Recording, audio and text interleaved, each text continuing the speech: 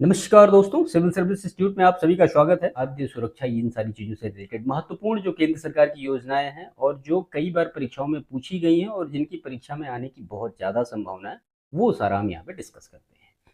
तो आज इसमें प्रधानमंत्री किसान मानधन योजना ऑलरेडी बहुत इंपॉर्टेंट है, कई बार प्रश्न पूछे भी गए हैं इससे, लेकिन फिर भी हम आज इसको यहाँ पे डिस्कस करेंगे।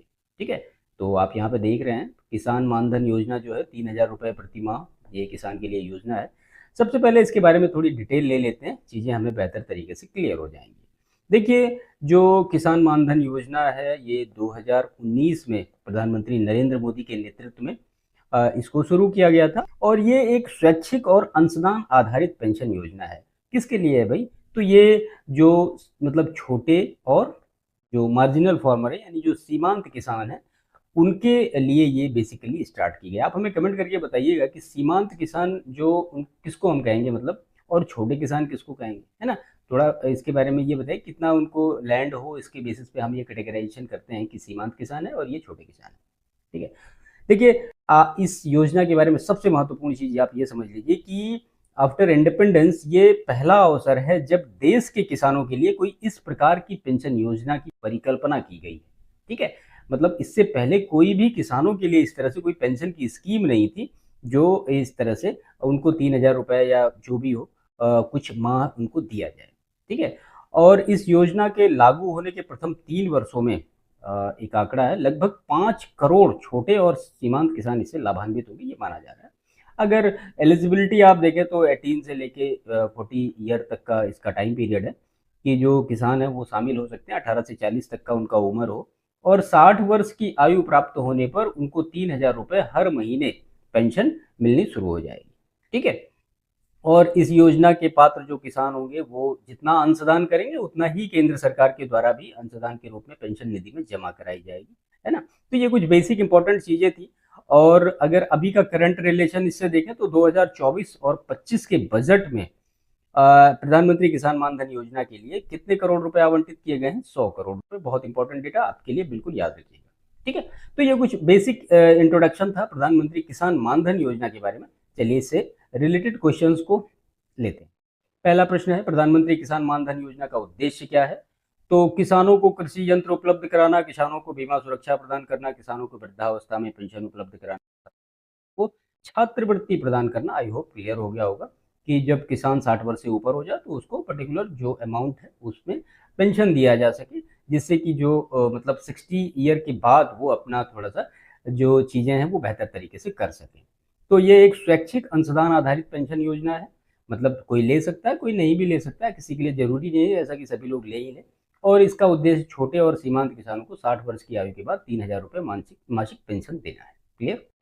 क्वेश्चन नंबर 2 इससे रिलेटेड देखते हैं कि प्रधानमंत्री किसान मानधन योजना में किसान की अंशदान राशि के संदर्भ में कौन सा कथन सही है?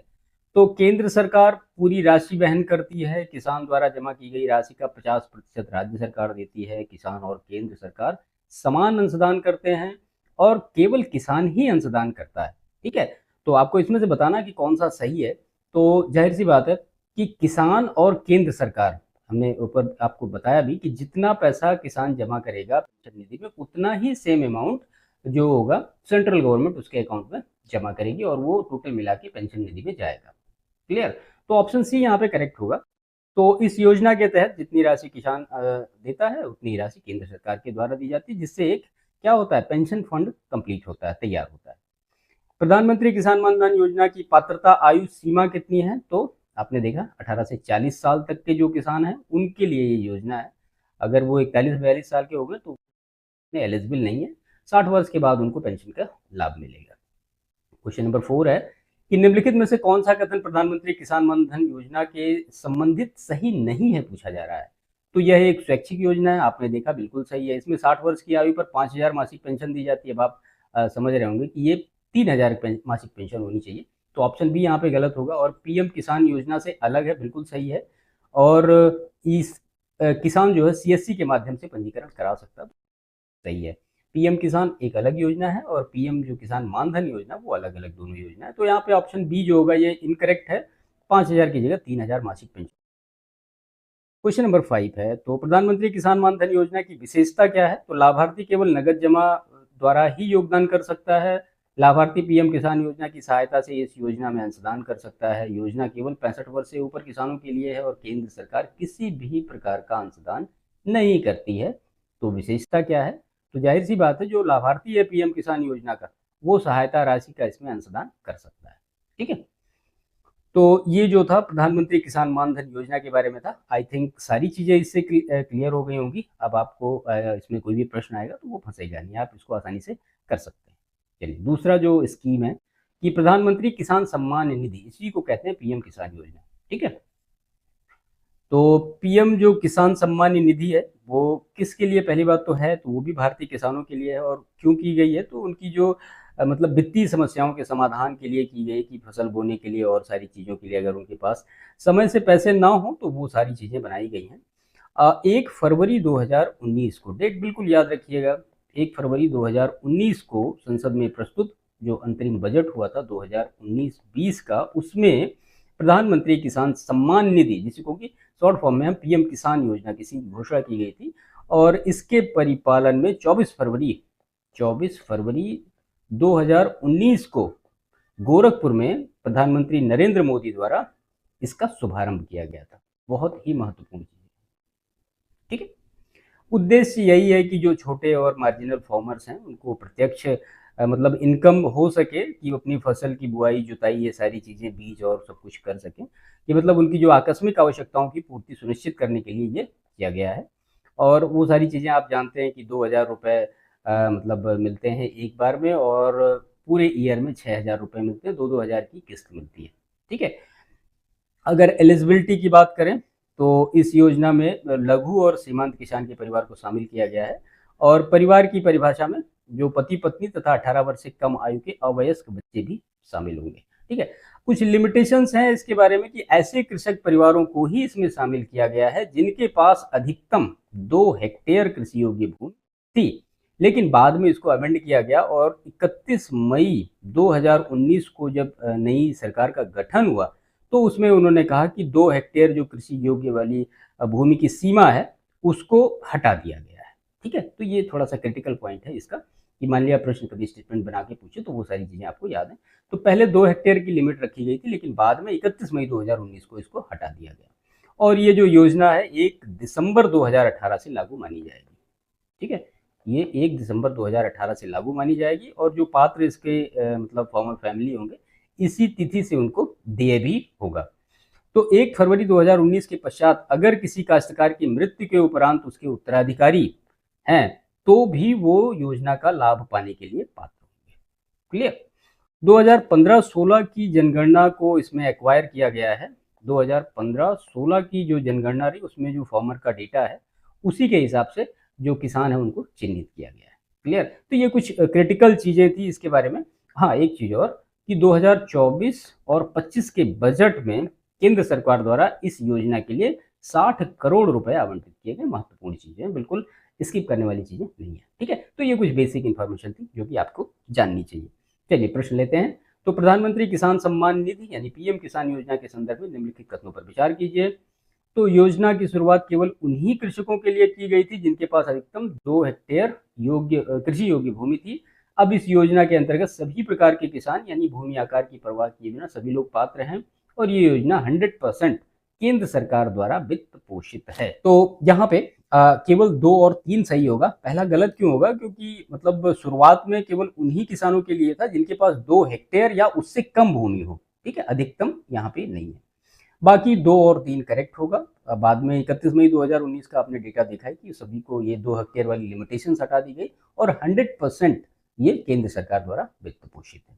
ठीक है, इसके बाद क्वेश्चन नंबर इसमें 7 है। पीएम किसान योजना के अंतर्गत लाभार्थी को किस प्रकार की वित्तीय सहायता दी जाती है? तो एक मुश्त 6,000 रुपए प्रतिवर्ष नगद वितरण द्वारा, मतलब 6,000 प्रतिवर्ष 3 बराबर किस्तों में बैंक खातों में सीधे स्थानांतरित करके, 6,000 प्रतिवर्ष खाद बीज उपकरण में सब्सिडी के रूप में, और 500 रुपए प्रति माह नगद हस्तांतरण के द्वारा। तो 6,000 रुपए की 3 किस्त आती है, 2-2 हज़ार रुपए की पूरे साल में। प्रधानमंत्री किसान सम्मान निधि योजना के संबंध में निम्नलिखित में से कौन से कथन सही हैं? तो ये जो योजना है 1 फरवरी 2019 को लागू हुई। पात्रता जो निर्धारित करने हेतु 2015-16 की जो कृषि जनगणना है उसका उपयोग किया गया। फार्मर्स के लिए, और योजना के तहत किसानों को ऋण माफी दी जाती है। तो आप जानते हैं ये इसके लिए नहीं है, केवल एक और दो यहाँ पे सही होगा, वो सारी चीजें आपने ऊपर देखी। ठीक है, इसके बाद जो नेक्स्ट योजना है वो है प्रधानमंत्री किसान संपदा योजना। बहुत ही महत्वपूर्ण ये सारी योजना है जो कि आज डिस्कस हो। ठीक है, प्रधानमंत्री किसान संपदा योजना बहुत महत्वपूर्ण है। तो इसको जो है खाद्य प्रसंस्करण उद्योग की अपार संभावनाओं के दोहन के लिए प्रधानमंत्री नरेंद्र मोदी द्वारा 26 मई 2017 को कहां से शुरू किया गया था? असम राज्य के धेमाजी डिस्ट्रिक्ट से। ठीक है, धेमाजी जिले से इस योजना की शुरुआत की गई थी। ठीक है, जिसको कि किसान संपदा योजना कहा जाता है, और संपदा का मतलब SAMPADA, इसका फुल फॉर्म होता है, मतलब होता है scheme for agro marine processing and development of agro processing clusters. ठीक है, क्या पता फुल फॉर्म ही पूछ लिया जाए तो सारी चीजें आपको पता होना चाहिए। और बाद में इसी योजना का नाम 23 अगस्त 2017 को क्या कर दिया गया? किसान संपदा योजना। मतलब पहले ये था किसान संपदा योजना, और बाद में 23 अगस्त 2017 को इसका नाम कर दिया गया प्रधानमंत्री किसान संपदा योजना।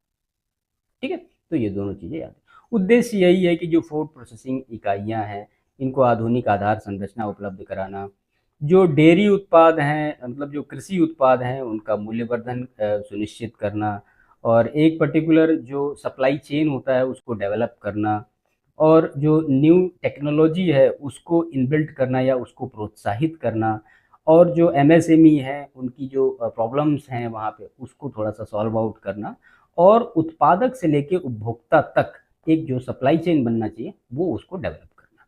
ठीक है, 6000 करोड़ रुपए का आवंटन इसमें प्रारंभ में हुआ था। ठीक है, और कुल मिला के 31,400 करोड़ रुपए का निवेश होने का इसमें अनुमान है। 20 लाख किसानों को लाभ इससे प्राप्त होगा। और योजना का क्रियान्वयन कौन कर रहा है? तो खाद्य प्रसंस्करण उद्योग मंत्रालय के द्वारा ये किया जा रहा है, जिसमें इन्होंने बताया कि मतलब जो मेगा फूड पार्क है, एकीकृत जो शीत श्रृंखला है, मूल्य संवर्धन, आधारभूत संरचना है, इन सबको मिला के इसमें इनकी हेल्प करी जाएगी। 2024-25 में केंद्र सरकार ने प्रधानमंत्री किसान संपदा योजना के लिए 729 करोड़ रुपए आवंटित किए। क्लियर? तो ये कुछ बेसिक इंफॉर्मेशन थी प्रधानमंत्री किसान संपदा योजना PMKSY से रिलेटेड। क्वेश्चन है, प्रधानमंत्री किसान संपदा योजना के संदर्भ में निम्नलिखित कथनों पर विचार करें। पहला कथन है कि योजना मूल रूप से संपदा के नाम से शुरू की गई थी, तो सही बात है, और बाद में 23 अगस्त 2017 को इसका नाम प्रधानमंत्री किसान संपदा योजना शुरू किया गया। और योजना का उद्देश्य कृषि और समुद्री उत्पादों के मूल्यवर्धन और प्रसंस्करण को बढ़ावा देना है। इसका क्रियान्वयन कृषि और किसान मंत्रालय द्वारा किया जा रहा है। तो यहाँ पे तीसरा गलत होगा। कौन कर रहा है? खाद्य प्रसंस्करण उद्योग मंत्रालय कर रहा है भाई। तो एक और दो यहाँ पे करेक्ट होगा। ठीक है, और यही सारी चीजें यहाँ पे लिखी गई है। क्वेश्चन नंबर 11 है, प्रधानमंत्री किसान संपदा योजना के अंतर्गत निम्नलिखित में से कौन से घटक शामिल है? तो मेगा फूड पार्क है, एकीकृत जो शीत श्रृंखला है, खाद्य सुरक्षा गुणवत्ता आश्वासन है, आयुष्मान भारत स्वास्थ्य संरचना है। आपको बताना है इसमें से कौन सा। आयुष्मान भारत स्वास्थ्य संरचना को हटा दीजिए, बाकी सब कुछ आपको इसमें मिलेगा। ठीक है, तो मेगा फूड पार्क है, एकीकृत जो शीत श्रृंखला है, खाद्य सुरक्षा गुणवत्ता और संरचना, मानव संसाधन, ये सारी चीजें हैं। और ये जो आयुष्मान भारत है ये एक हेल्थ से रिलेटेड स्कीम है जिसमें 5 लाख रुपए प्रति परिवार को दिया जाता है। प्रधानमंत्री किसान संपदा योजना से संबंधित निम्नलिखित तथ्यों पर विचार कीजिए। तो योजना की शुरुआत 2017 में 6000 करोड़ रुपए की लागत से हुई थी। इस योजना में निवेशकों को 35% से 75% तक पूंजीगत सब्सिडी दी जाती है। 2024 तक कुल 41 मेगा फूड पार्क सफलतापूर्वक कार्यान्वित किए जा चुके हैं। केवल एक और दो सही होगा। ठीक है, मार्च 2024 तक 1044 परियोजनाएं पूरी हुई, लेकिन 41 मेगा फूड पार्क केवल अनुमोदन किए गए हैं, अभी तक कार्यान्वयन उनका नहीं हुआ है। बाकी ये दोनों करेक्ट है। ठीक, तो ये कुछ महत्वपूर्ण चीजें थी प्रधानमंत्री किसान संपदा योजना से रिलेटेड। आइए नेक्स्ट स्कीम देखते हैं, न्यू एग्रीकल्चर पॉलिसी। तो क्या है? तो जाहिर सी बात है, एग्रीकल्चर और उससे जो रिलेटेड एरियाज हैं उनके आर्थिक उदारीकरण और भूमंडलीकरण के अनुरूप ढालने के लिए इस क्षेत्र को भावी चुनौतियों से निपटने हेतु और सामर्थ्यवान बनाने के उद्देश्य से कृषि मंत्रालय, पहले उसका नाम था, अभी उसका नाम क्या हो गया है? कृषि और किसान मंत्रालय। ठीक है, तो पहले कृषि मंत्रालय था, अभी कृषि और किसान मंत्रालय ने 28 जुलाई 2000 को 28 जुलाई 2000 को राष्ट्रीय कृषि नीति घोषित की गई थी। ठीक है, और इसी जो राष्ट्रीय कृषि नीति है, इसी का प्रमुख लक्ष्य था कि जो एग्रीकल्चर और उससे रिलेटेड सेक्टर्स हैं वहां पे 4% का जो एनुअल ग्रोथ रेट या उससे अधिक का जो ग्रोथ रेट होगा वो प्राप्त करना। ठीक है, अब इसमें लक्ष्य क्या क्या है कि मतलब अगले 2 दशक के लिए जो राष्ट्रीय कृषि नीति है इसके लिए कुछ लक्ष्य निर्धारित किए गए हैं। तो पहला तो वही है कि 4% वार्षिक जो अधिक उससे वृद्धि दर प्राप्त करना, संसाधन जो है उनका बेटर यूज करना, जैसे कि लैंड है, वाटर है, और जो बायो चीज़ें हैं वो सारी, सभी जो क्षेत्र हैं, सभी किसान हैं, उनकी मतलब समृद्धि समान होनी चाहिए। मांग प्रेरित जो चीज़ें हैं उनको प्रोत्साहन देना चाहिए। पर्यावरण का भी थोड़ा इसमें ध्यान रखना चाहिए।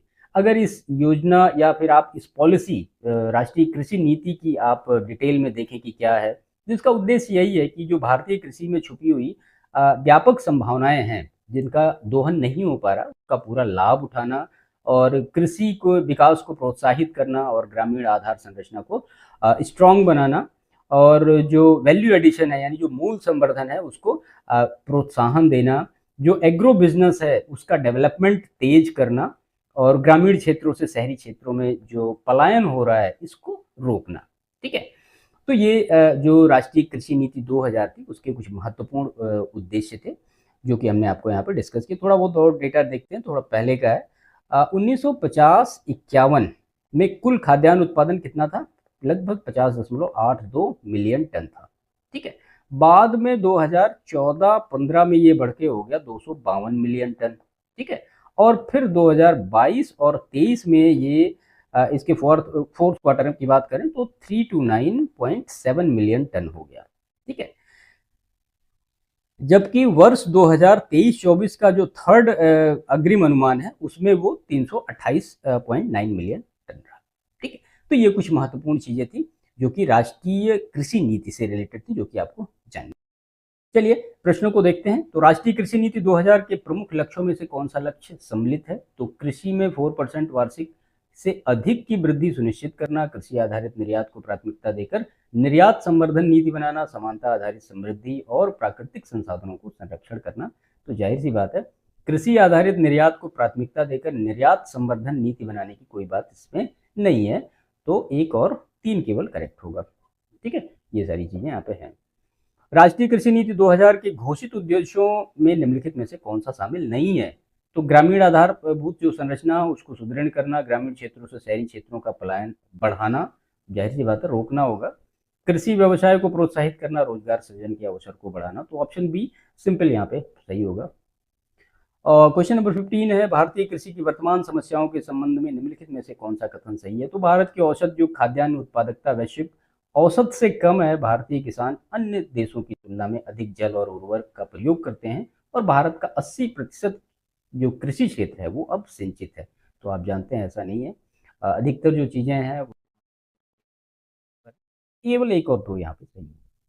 अगर आप औसत खाद्यान्न उत्पादकता देखें 2022 में तो 3567 किलोग्राम प्रति हेक्टेयर थी, और वैश्विक कितना है तो 4182 किलोग्राम प्रति हेक्टेयर। तो जाहिर सी बात है कम है, और भारतीय किसान अधिक मात्रा में जल और उर्वरक का उपयोग करते हैं, लेकिन जो प्रोडक्टिविटी है यहाँ पे आप देख रहे हैं वो कम है वैश्विक लेवल पे, और भारत का केवल 50% कृषि क्षेत्र ही सिंचित है।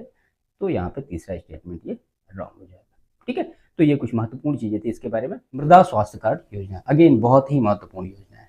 ठीक है, देखिए अगर आप मृदा की बात करें तो आपने ये स्टेटमेंट जरूर सुना होगा कि स्वस्थ मृदा क्या होता है? जहां पे स्वस्थ मृदा होती है वहां पे उत्पादन और उत्पादकता दोनों बेहतर होता है। ठीक है, तो यही सारे स्लोगन को माइंड में रखते हुए 19 फरवरी 2015 को प्रधानमंत्री नरेंद्र मोदी जी ने राजस्थान के सूरतगढ़ से, ये सब बिल्कुल याद रखिएगा, राजस्थान के सूरतगढ़ से सॉयल हेल्थ कार्ड स्कीम यानी SHCS soil health card scheme इसका शुभारंभ किया। ठीक है, और इसके साथ साथ एक स्लोगन भी दिया, हेल्दी अर्थ ग्रीन फॉर्म, हेल्दी अर्थ ग्रीन फॉर्म।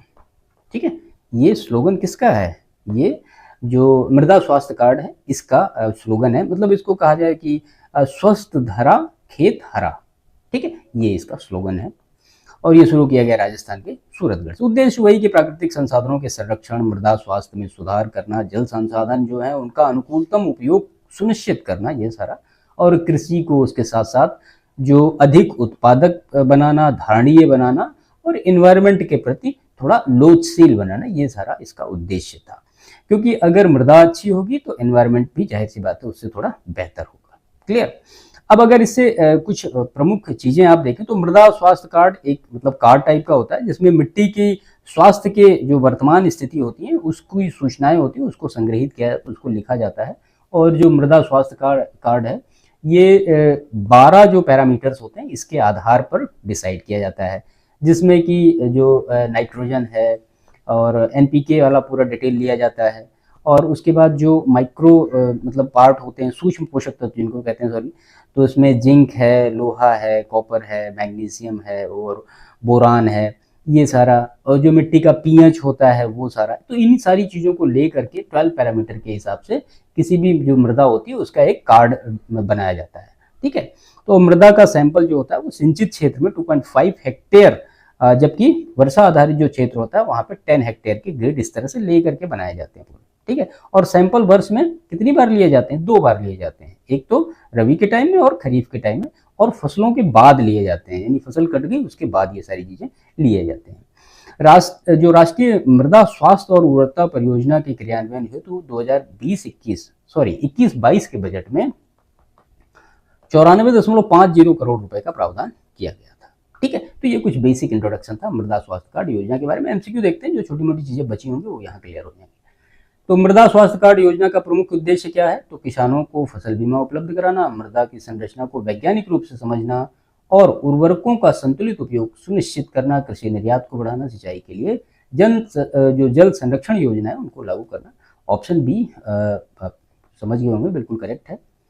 तो जो मृदा स्वास्थ्य कार्ड योजना, इसका मुख्य उद्देश्य यही है कि मृदा की वैज्ञानिक जांच करके उसके अनुसार उर्वरकों और पोषक तत्वों की अगर मान लिया कोई कमी आ रही है तो वो यूज करना।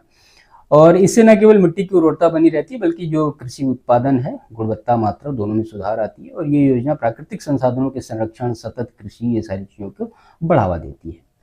मृदा स्वास्थ्य कार्ड के अंतर्गत निम्नलिखित में से कौन से तत्वों की जांच की जाती है? तो इसमें नाइट्रोजन है, फास्फोरस, पोटास, सल्फर, जस्ता, लोहा, तांबा, मैग्नीज, बोरान और पीएच, विद्युत चालकता और जैविक कार्बन। तो आपने अभी ऊपर देखा ही, इन सभी चीजों की जांच करके एक कार्ड बनाया जाता है। 12 प्राचलों, मतलब ये 12 पैरामीटर के आधार पर ये तैयार किया जाता है, जिसमें नाइट्रोजन है, फास्फोरस है, पोटास है, और फिर जो द्वितीय पोषक तत्व हैं जैसे कि सल्फर है, और बाकी जो कुछ सूक्ष्म पोषक तत्व हैं जैसे कि जस्ता है, लोहा, तांबा, मैग्नीज, बोरान, ये सब कुछ लेके पीएच वीएच को क्लियर करके ये सारी चीजें बनाई जाती हैं।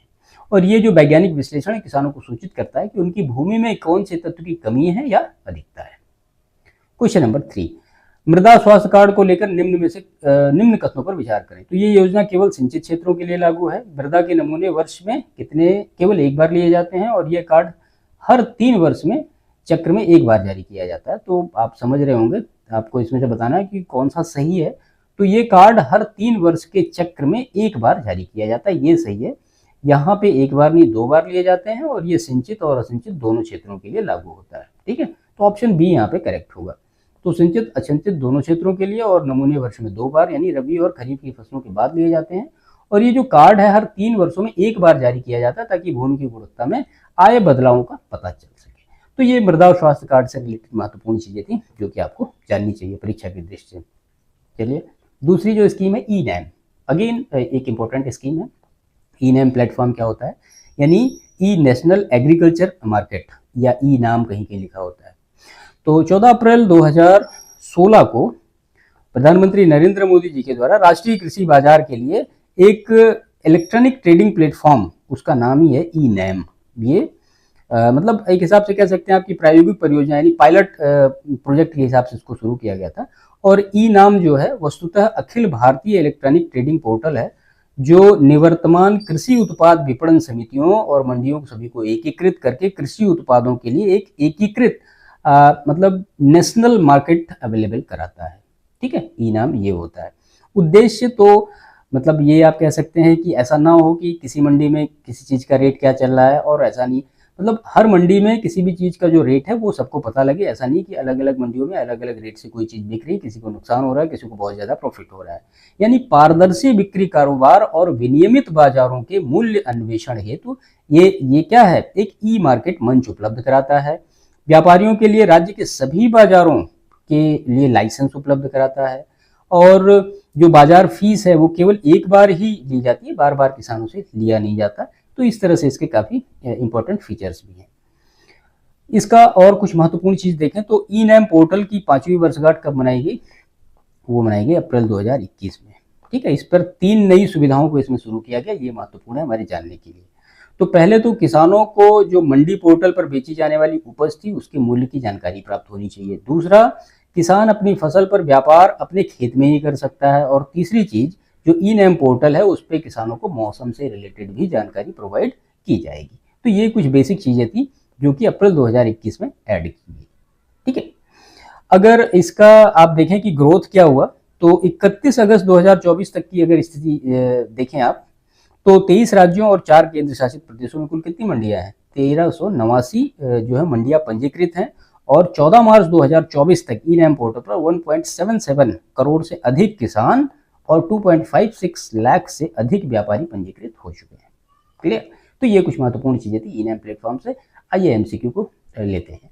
तो ई नैम जो प्लेटफॉर्म है इसके संबंध में निम्नलिखित कथनों पर विचार करें। यह एक Akhil Bharatiya trading electronic trading portal है जो एपीएमसी मंडियों को एकीकृत करता है। यह पोर्टल केवल निजी व्यापारियों और निर्यातकों के लिए खुला है और ये किसानों को मौसम संबंधी जानकारी और मंडी मूल्य प्रदान करता है। तो जाहिर सी बात है केवल निजी व्यापारियों के लिए ऐसा नहीं है। 1 और 3 सही होगा, क्योंकि अप्रैल 2021 के बाद जो वेदर से रिलेटेड रिपोर्ट थी वो भी किसानों को इसी प्लेटफॉर्म से मिलती है। तो ई नाम अखिल भारतीय इलेक्ट्रॉनिक प्लेटफॉर्म है जो कृषि उपज विपणन समितियां जो है एपीएमसी हैं, इनकी मंडियों को एकीकृत करता है ताकि किसान और व्यापारियों को पारदर्शी, प्रतिस्पर्धी और कुशल बाजार सुविधा मिल सके। केवल व्यापारियों के लिए खुला है ऐसा नहीं है, किसानों और सभी चीज़ों के लिए ये सेवाएं उपलब्ध कराता है। ठीक है, question number 5, e NAM platforms के माध्यम से किसानों को मिलने वाले लाभों में शामिल है तो खेत से ही फसल की बिक्री की सुविधा, कृषि उपज की गुणवत्ता परीक्षण की सुविधा, कई बार बाजार शुल्क वसूली की प्रक्रिया। तो जाहिर सी बात है इसको तो हटा दिया गया है। 1 और 2 ही केवल करेक्ट होगा, तीसरा गलत है क्योंकि ई नैम केवल एक बार बाजार शुल्क वसूली की नीति को लागू करता है जिससे किसानों पर अतिरिक्त भार न पड़े। क्वेश्चन नंबर 6, निम्नलिखित में से कौन सा कथन ई नैम प्लेटफॉर्म की विशेषताओं के बारे में सही नहीं है। तो यह किसानों को एक पारदर्शी मूल्य खोज तंत्र प्रदान करता है, यह सभी जो कृषि उत्पादों को अंतर्राष्ट्रीय बाजारों में बेचने के लिए बना है, यह मंडियों की डिजिटल एकीकरण की प्रक्रिया को बढ़ावा देता है, यह किसानों और व्यापारियों के लिए एकीकृत ऑनलाइन मंच प्रदान करता है। तो ये जो है सभी कृषि उत्पादों को अंतर्राष्ट्रीय बाजारों में बेचने के लिए नहीं बना है। ठीक है, ये नेशनल लेवल पे या स्टेट लेवल की बात हो रही है यहाँ पे, तो इसी वजह से बी गलत है। तो ई नैम का मुख्य उद्देश्य एपीएमसी मंडियों को डिजिटल रूप से जोड़कर एकीकृत राष्ट्रीय कृषि बाजार बनाना, और ये जो प्लेटफॉर्म है किसानों को पारदर्शी मूल्य खोज, ट्रेडिंग, गुणवत्ता परीक्षण जैसी सेवाएं प्रदान करता है। ये कोई अंतर्राष्ट्रीय निर्यात केंद्रित मंच नहीं, बल्कि जिसका जो फोकस है वो घरेलू बाजारों में पारदर्शिता और दक्षता लाना है। ठीक है, तो ये कुछ महत्वपूर्ण चीजें थी ई नैम प्लेटफॉर्म्स के बारे में।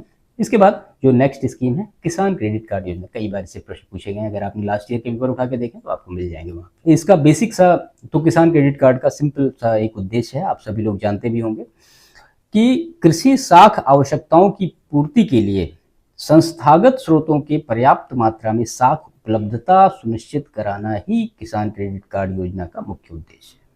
ठीक है, 1998-99 के बजट में किसान क्रेडिट कार्ड नामक एक महत्वाकांक्षी योजना की घोषणा की गई थी, और वो भी किस समिति के रिकमेंडेशन पे की गई थी तो वो आपको जानना चाहिए। उनका वो है आरवी गुप्ता, जो कमेटी बनी थी उनके मतलब सिफारिश पे इसकी घोषणा की गई थी, और बाद में अगस्त 1998 में इसको स्टार्ट किया गया। ठीक, तो ये कुछ महत्वपूर्ण चीज़ें थी इसके बारे में। और अगर चीज़ें देखें तो मतलब केसीसी तो इसीलिए बना कि अगर लघु अवधि में कोई किसान कोई ऋण लेना चाहता है अपनी खेतों से रिलेटेड, फसल से रिलेटेड, तो वो ले सकता है। उत्पाद अगर विपणन हेतु ऋण लेना तो वो ले सकता है। किसानों के उपभोग आवश्यकताओं की पूर्ति के लिए ऋण ले सकता है। और कृषि संपत्तियों और मान लिया जो अन्य चीज़ें हैं, सहायक गतिविधियां जैसे कि डेयरी वेरी करना चाहता तो उसके लिए भी वो ऋण ले सकता है। ठीक है। बाकी अगर पात्रता तो इसके लिए सभी जो भूमि के मालिक हैं मेनली उन्हीं को ये पात्र हैं, जो भूमिहीन है वो किसी के लिए पात्र नहीं होंगे। काश्तकार हैं, मौखिक पट्टेदार, बटाईदार ये, और स्वयं सहायता समूह अथवा जो संयुक्त देता समूह जिसमें काश्तकार बटाईदार शामिल है वो सारे इसके पात्र होंगे। ठीक है। अब केसीसी योजना का जो क्रियान्वयन कौन कौन करता, तो कमर्शियल बैंक हैं, फिर जो रीजनल बैंक हैं, रूरल बैंक हैं, और जो कोऑपरेटिव बैंक्स हैं, ये सारे केसीसी योजना का क्रियान्वयन कर रहे हैं। और इसमें किसानों की साख सीमा का निर्धारण एक पारदर्शी और वैज्ञानिक प्रक्रिया के द्वारा किया जाता है कि किसी भी किसान को इतनी अगर उसकी लैंड है तो मतलब कितना उसको केसीसी के अंडर में पैसा मिलना चाहिए। ठीक है। चलिए इसके बाद इसमें जो इससे रिलेटेड एमसीक्यू है वो देखते हैं, चीज़ें वहाँ भी और क्लियर हो जाएंगी। हाँ, एक महत्वपूर्ण डेटा अभी के लिए महत्वपूर्ण है, तो 31 मार्च 2024 तक मत्स्य पालन और पशुपालन गतिविधियों के लिए 3.49 लाख केसीसी और जो है 34.5 लाख केसीसी किसके लिए, ये मत्स्य पालन के लिए और ये जो है पशुपालन के लिए जारी किए गए हैं। ठीक है। ये डेटा लेटेस्ट का है, 31 मार्च 2024 का, इसको याद रखिएगा थोड़ा सा। ठीक है। और अगर इकोनॉमिक सर्वे 2023-24 का देखें कि 31 जनवरी 2024 तक बैंकों ने कुल 7.5 करोड़ पात्र किसानों को केसीसी जारी किए। ठीक। चलिए प्रश्न देखते हैं। तो किसान क्रेडिट कार्ड योजना के संदर्भ में निम्नलिखित कथनों पर विचार कीजिए। योजना की सिफारिश आरबी गुप्ता समिति के द्वारा की गई। इसके अंतर्गत केवल भूमि धारक किसान ही पात्र हैं और इस योजना का क्रियान्वयन केवल वाणिज्यिक बैंकों के माध्यम से ही होता है। तो आप समझ रहे हैं, केवल भूमि धारक किसान इसके लिए पात्र नहीं है और केवल वाणिज्यिक बैंकों के माध्यम से होता है, ये भी इसके पात्र नहीं है। क्योंकि अभी हमने ऊपर देखा ना कि जो अगर मान लिया काश्तकार मौखिक पट्टेदार है या बटाईदार है तो वो भी केसीसी का पात्र है, या स्वयं सहायता समूह है या फिर संयुक्त देयता समूह है जिसमें काश्तकार है, बटाईदार शामिल है, तो वो भी केसीसी का पात्र है। इसी वजह से दूसरा यहाँ पे गलत होगा और तीसरा भी गलत होगा, क्योंकि ओनली कमर्शियल बैंक तो नहीं है, रूरल बैंक है, कोऑपरेटिव बैंक्स हैं, है ना। तो आरबी गुप्ता समिति ने की थी 1998 में इसको शुरू किया गया। दूसरा गलत है, इसमें काश्तकार, मौखिक पट्टेदार, बटाईदार और जो स्वयं सहायता समूह ये भी पात्र हैं। और तीसरा भी गलत है क्योंकि योजना का क्रियान्वयन वाणिज्यिक बैंक, क्षेत्रीय ग्रामीण बैंक और सहकारी बैंकों के माध्यम से किया जा रहा है। किसान क्रेडिट जो कार्ड है, इस योजना के तहत ऋण ब्याज दर छूट के बारे में निम्नलिखित में से कौन सा कथन सही है। तो सभी ऋणों पर एक समान ब्याज दर ली जाती है, भले ही भुगतान समय पर हो या नहीं। और यदि किसान ऋण को 1 वर्ष के भीतर चुका देता है तो उसे प्रभावी रूप से 2% ब्याज देना होता है। 3 लाख रुपए से अधिक ऋण पर कोई ब्याज छूट नहीं मिलती और किसानों को कुल ब्याज में 1% छूट मिलती है, चाहे वह समय पर भुगतान करें या ना करें। आपको बताना है कौन सा सही है।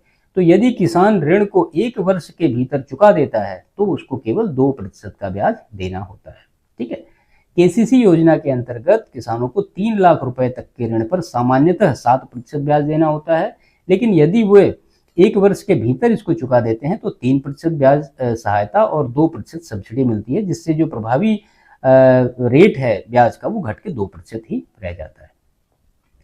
किसान क्रेडिट कार्ड योजना के बारे में निम्नलिखित में से कौन सा कथन सही नहीं है। तो योजना के तहत किसान साल में कई बार अपनी साख सीमा के अंतर्गत धन निकाल सकता है। मत्स्य पालन, पशुपालन किसानों को भी इस योजना के तहत कवर किया है और योजना में हर वर्ष दस्तावेजी औपचारिकताएं अनिवार्य हैं और योजना की वैधता 5 वर्षों की होती है। तो ऐसा कुछ नहीं है, दस्तावेजी औपचारिकताएं कोई नहीं होती है। केसीसी योजना के अंतर्गत केवल पहले वर्ष में दस्तावेजी प्रक्रिया पूरी करनी होती है, बाकी के वर्षों में इसकी आवश्यकता नहीं होती और इससे किसानों को अनावश्यक कागजी कार्रवाई होती है उससे राहत मिलती है। और बाकी जो विकल्प हैं वो बिल्कुल करेक्ट है। ठीक है। तो यहाँ पे ऑप्शन सी जो है ये सही नहीं, बाकी तीनों यहाँ पे करेक्ट है। तो ये कुछ महत्वपूर्ण चीजें थी केसीसी के बारे में, किसान क्रेडिट कार्ड के बारे में। कई बार इससे प्रश्न पूछे भी गए हैं, आप लास्ट ईयर के पेपर उठा के देखेंगे तो आपको मिल जाएंगे। चलिए इसके बाद जो नेक्स्ट स्कीम है राष्ट्रीय कृषि मूल्य नीति, अगेन एक इंपॉर्टेंट स्कीम है ये।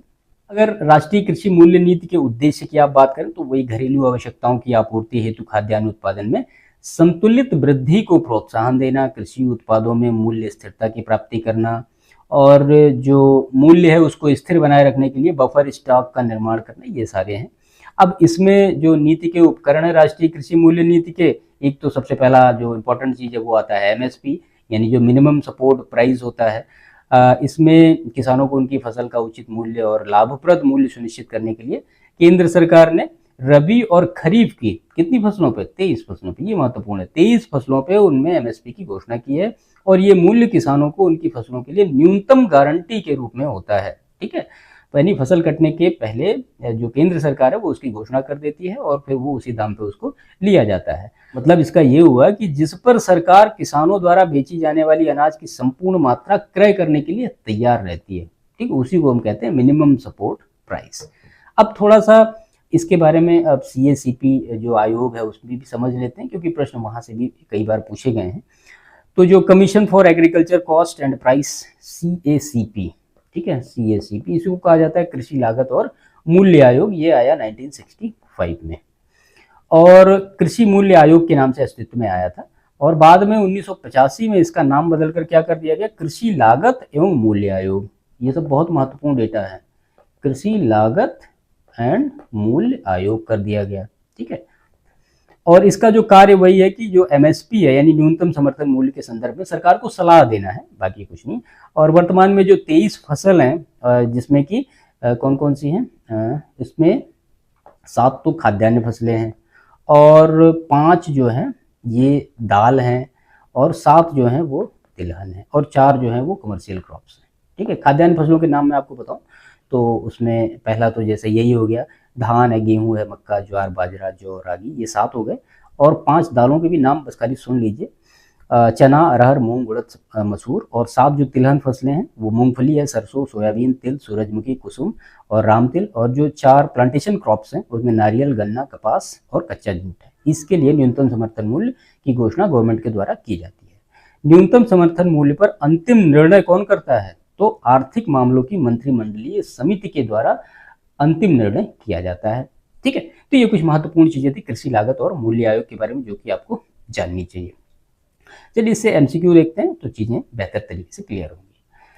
निम्नलिखित में से कौन सा कृषि मूल्य नीति के उद्देश्यों में शामिल है, तो किसानों को उत्पादन हेतु प्रोत्साहित करना, समाज के कमजोर वर्गों को खाद्यान्न सस्ती दर पर उपलब्ध कराना, कृषि उत्पादों के निर्यात को पूर्ण रूप से प्रतिबंधित करना और मूल्य स्थिरता बनाए रखने हेतु बफर स्टॉक बनाना। कौन सा सही होगा, तो तीसरा आप निकाल दीजिए, यानी कृषि उत्पादों के निर्यात को पूर्ण रूप से प्रतिबंधित करना MSP का, ये जो राष्ट्रीय कृषि नीति का इसका उद्देश्य तो नहीं है, तो इसका ऑप्शन हो जाएगा B, 1, 2 और 4। उद्देश्य है वही किसानों को लाभकारी मूल्य देकर उत्पादन को प्रोत्साहन देना और उपभोक्ताओं को वहनीय मूल्य पर खाद्यान्न उपलब्ध कराना, विशेषकर गरीब वर्गों को, और मूल्य स्थिरता के लिए बफर स्टॉक को बनाए रखना। और तीसरा गलत है, क्योंकि नीति का उद्देश्य निर्यात पर प्रतिबंध नहीं बल्कि घरेलू संतुलन को बनाए रखना है। ठीक है, क्वेश्चन नंबर 11 देखते हैं, तो न्यूनतम समर्थन मूल्य के संदर्भ में निम्नलिखित कथनों पर विचार करें। पहला है, MSP की घोषणा बुआई के बाद की जाती है। MSP का निर्धारण जो है कृषि लागत और मूल्य आयोग की सिफारिश के आधार पर होता है और MSP सरकार द्वारा घोषित एक गारंटी मूल्य होता है जिस पर वह किसानों से फसल खरीदने को तैयार रहती है। तो जो घोषणा है ये बुआई के पहले होती, बाद में नहीं होती है। 2 और 3 करेक्ट होगा। तो MSP की घोषणा जो है बुआई से पहले की जाती है ताकि किसान निर्णय ले सके कि उनको क्या बोना है क्या नहीं बोना है। ठीक है, बाकी दोनों करेक्ट है। किस मूल्य को सार्वजनिक वितरण प्रणाली के अंतर्गत उचित मूल्य की दुकानों के अनाज निर्गमित करने के लिए उपयोग किया जाता है, तो न्यूनतम समर्थन मूल्य, वसूली मूल्य, निकासी मूल्य और बाजार मूल्य। तो निकासी मूल्य को यानी जो इश्यूड प्राइस होता है उसको किया जाता है। अब क्या होता है निकासी मूल्य, जिस पर सरकार सार्वजनिक वितरण प्रणाली के अंतर्गत उचित मूल्य दुकानों को अनाज प्रदान करती है। और MSP जो होता है उत्पादन प्रोत्साहन हेतु होता है, ये दोनों में अंतर है। वसूली मूल्य जो होता है सरकार की खरीद का मूल्य होता है और बाजार मूल्य अस्थिर हो सकता है, यह नीति से नियंत्रित नहीं होता है। ठीक है, तो आपको क्वेश्चन नंबर 12 का सही आंसर मिला होगा, वो है निकासी मूल्य यानी इश्यूड प्राइस। ठीक है, यहाँ MSP मत लगाइएगा। क्लियर, तो ये कुछ महत्वपूर्ण चीजें थी जो कि राष्ट्रीय कृषि मूल्य नीति से रिलेटेड थी, जो कि यहाँ पे हमने डिस्कस की। इसके बाद है राष्ट्रीय खाद्य सुरक्षा अधिनियम 2013। अगेन एक महत्वपूर्ण स्कीम है। उद्देश्य वही कि मतलब देश के जो प्रत्येक नागरिक हैं उसमें पर्याप्त मात्रा में सस्ते मूल्य पर उनको खाद्यान्न उपलब्ध कराना, जिससे उन्हें खाद्य और पोषण की सुरक्षा मिल सके और वो जो गरिमामयी जीवन है उसको जी सके। अब इस अधिनियम के अंतर्गत 75% ग्रामीण आबादी और 50% शहरी आबादी यानी लगभग 2/3 यानी 67% आबादी को कवर करने का लक्ष्य बनाया गया था। ठीक है, तो ये सारी चीजें थी। इसमें MCQ लेते हैं, चीजें और भी बेहतर तरीके से कवर होंगी। तो राष्ट्रीय खाद्य सुरक्षा अधिनियम 2013 के संदर्भ में निम्नलिखित में से कौन से कथन सही है। यह अधिनियम देश की 2/3 जनसंख्या को भोजन का कानूनी अधिकार प्रदान करता है। अंत्योदय अन्न योजना के लाभार्थियों को 5 किलोग्राम प्रति व्यक्ति प्रति माह अनाज प्रदान किया जाता है। अधिनियम में महिला को परिवार की मुखिया मानकर राशन कार्ड जारी करने का प्रावधान है। तो केवल 1 और 3 सही होगा। जो अंत्योदय अन्न योजना के लाभार्थी हैं उनको 5 किलोग्राम प्रति व्यक्ति प्रति माह अनाज नहीं प्रदान किया जाता है। तो पहला सही है, 67% आबादी कवर करता है। अंत्योदय अन्न योजना के अंतर्गत प्रति परिवार को 35 किलोग्राम खाद्यान्न प्रदान किया जाता है, न कि 5 किलोग्राम। और अधिनियम में 18 वर्ष से अधिक उम्र की महिला को मुखिया मानकर उनके नाम से राशन कार्ड जारी किया जाता है। राष्ट्रीय खाद्य सुरक्षा अधिनियम 2013 के अंतर्गत गर्भवती महिलाओं और स्तनपान करने वाली माताओं को निम्नलिखित में से क्या लाभ प्रदान किया जाता है? तो प्रति व्यक्ति 5 किलोग्राम खाद्यान्न, भोजन के साथ 6,000 रुपये की आर्थिक सहायता, केवल मातृत्व अवकाश, स्कूल में दोपहर का भोजन, तो भोजन के साथ 6,000 रुपये की आर्थिक सहायता दी जाती है। अधिनियम के अंतर्गत गर्भवती महिलाओं और स्तनपान कराने वाली माताओं को गर्भावस्था के दौरान एवं प्रसव के 6 माह बाद तक भोजन के अतिरिक्त 6,000 रुपये की मातृत्व सहायता प्रदान की जाती है, जिससे पोषण और स्वास्थ्य की सुरक्षा सुनिश्चित हो सके। क्वेश्चन नंबर 15 है, जीरो हंगर जो प्रोग्राम है इसके संदर्भ में निम्नलिखित कथनों पर विचार कीजिए। ये जो कार्यक्रम 2017 में विश्व खाद्य दिवस पर प्रारंभ किया गया, इसे देशव्यापी स्तर पर लागू किया गया और गोरखपुर, कोरापुट और थाने जिलों को इसके लिए चुना गया है। कौन सा सही है? तो यहाँ पे 1 और 3 करेक्ट होगा। आइए एक्सप्लेनेशन देखते हैं। तो जीरो हंगर प्रोग्राम की शुरुआत 16 अक्टूबर 2017 को विश्व खाद्य दिवस पर हुई थी और ये देशव्यापी नहीं बल्कि 3 जिलों यानी गोरखपुर, कोरापुट और थाने में पायलट आधार पर शुरू किया गया था। और कथन 3 सही है, तो ये 3 जिले शून्य भूख लक्ष्य के लिए आदर्श मॉडल के रूप में कार्य कर रहे हैं। ठीक है, तो ये कुछ महत्वपूर्ण चीजें थी राष्ट्रीय खाद्य सुरक्षा अधिनियम 2013 से। अंत्योदय अन्न योजना AAY। ठीक है, अब अंत्योदय अन्न योजना, अंत्योदय का जो कॉन्सेप्ट है वो आप जानते हैं, पहले से ही आपको पता है। तो अंत्योदय अन्न योजना जो है ये शुरू की गई 25 सितंबर 2000 को। ठीक है, इसमें यह कहा गया कि जो 1 करोड़ उस समय का पॉपुलेशन का डेटा जो है, 1 करोड़ जो अति निर्धन परिवारों को रियायती दर पर क्या कहा गया कि खाद्यान्न उपलब्ध कराने के उद्देश्य से अंत्योदय अन्न योजना की घोषणा की गई। ठीक है, अब इसमें जो परिवारों की पहचान और इन परिवारों को जो एक मतलब उनकी पहचान की जाएगी, उसके बाद उनको एक विशिष्ट राशन कार्ड जारी किया जाएगा और ये सारा काम कौन करता है? ये राज्य सरकार करती है। ठीक है, यानी जो राशन कार्ड जारी करना, उनकी पहचान करने का काम कौन करता है? वो राज्य सरकार जारी करती है कि कौन अंत्योदय अन्न योजना से रिलेट करता है। देखिए, अंत्योदय अन्न योजना में प्रारंभ में जो था प्रति परिवार को 25 किलोग्राम खाद्यान्न का आवंटन किया जाता था, लेकिन बाद में 2002 से 1 अप्रैल 2002 से इसको बढ़ा के कितना कर दिया गया? 35 किलोग्राम कर दिया गया। ठीक है, और वर्तमान की अगर बात करें तो भारत में लगभग 2.5 करोड़ जो गरीब परिवार हैं उनको 35 किलोग्राम अनाज रियायती दर पर, मतलब चावल है, गेहूं है, मोटे अनाज है, इस तरह से चावल के लिए जो रेट है वो 3 रुपये है, गेहूं के लिए 2 रुपये है और जो मोटा अनाज है मिलेट्स है उसके लिए 1 रुपये का ये मतलब इसमें इनको उपलब्ध कराया जा रहा है। पात्रता की अगर आप देखें बात तो इसमें ग्रामीण और शहरी दोनों आते हैं और ख़ास तौर पर मेनली वो आते हैं कि जो भूमिहीन है या जो कोई भी अनदर गवर्नमेंट की स्कीम से रिलेट नहीं करते हैं या जिनकी आप ये कह सकते हैं कि सामाजिक सुरक्षा बिल्कुल नील है। ठीक है, तो उन लोगों को इस योजना में शामिल किया गया है। अब उसमें बहुत सारे जो मतलब श्रमिक हैं, छोटे किसान हैं, ये सारे लोग आ जाते हैं, या जो जैसे कि विधवा है या फिर कोई असाध्य रोगग्रस्त लोग हैं, 60 वर्ष से ऊपर हैं, अगर वो वृद्धावस्था पेंशन से नहीं जुड़े तो उनको इसमें विशेष तौर पे जोड़ा जा रहा है। और सबसे बड़ी बात कि जितने भी आदिम परिवार हैं उनको इसमें जोड़ा ही गया है। ठीक है, बाद में 3 जून 2009 को जो मतलब एक अंत्योदय अन्न योजना इसी में ही कि जो बीपीएल परिवार होते थे, बीपीएल परिवार में जो एचआईवी पॉजिटिव लोग हैं उनको भी इस योजना से जोड़ा गया है। ठीक है, तो ये कुछ महत्वपूर्ण चीजें थी अंत्योदय अन्न योजना से रिलेटेड। आइए एमसीक्यू को लेते हैं। तो अंत्योदय अन्न योजना के संदर्भ में निम्नलिखित में से कौन सा कथन सही है? इसकी शुरुआत 25 सितंबर 2005 को की गई। प्रारंभ में प्रति परिवार 35 किलोग्राम अनाज देने का प्रावधान था। यह योजना केवल ग्रामीण क्षेत्रों के लिए है। इस योजना के अंतर्गत पात्र परिवारों को रियायती दर पर खाद्यान्न उपलब्ध कराया जाता है। तो अभी जो हमने ऊपर डिस्कस किया उसके हिसाब से आप आसानी से इसको सॉर्ट आउट कर सकते हैं कि ऑप्शन डी आपका करेक्ट होगा, बाकी तो सारे गलत हो गए ही होंगे। ठीक है, केवल ग्रामीण नहीं, इसमें शहरी परिवार भी हैं। 35 किलोग्राम तो बाद में किया गया, पहले कितना था? 25 किलोग्राम, और ये 25 सितंबर 2005 नहीं, 25 सितंबर कब है? 2000 को मतलब इसकी शुरुआत की गई थी। ठीक है, तो यही सारी चीज़ें यहाँ पे लिखी गई हैं जो हमने आपको ऊपर डिस्कस किया। ऑप्शन डी यहाँ पे करेक्ट होगा। प्रश्न संख्या 2 देखते हैं। अंत्योदय अन्न योजना के तहत पात्रता के संबंध में निम्नलिखित में से कौन सा कथन सही है? पहला है, योजना के अंतर्गत सभी आदिम जनजातीय परिवार स्वतः पात्र माने जाते हैं। HIV पॉजिटिव BPL परिवार को योजना में शामिल किया गया है और केवल वे परिवार पात्र हैं जिनके पास कृषि भूमि हो। तो जाहिर सी बात है तीसरा तो बिल्कुल गलत होगा, है ना। केवल 1 और 2 ही यहाँ पे सही होगा। तो आदिम जनजाति परिवार तो स्वतः उनको पात्र माना जाता है और 3 जून 2009 की ये डेट है।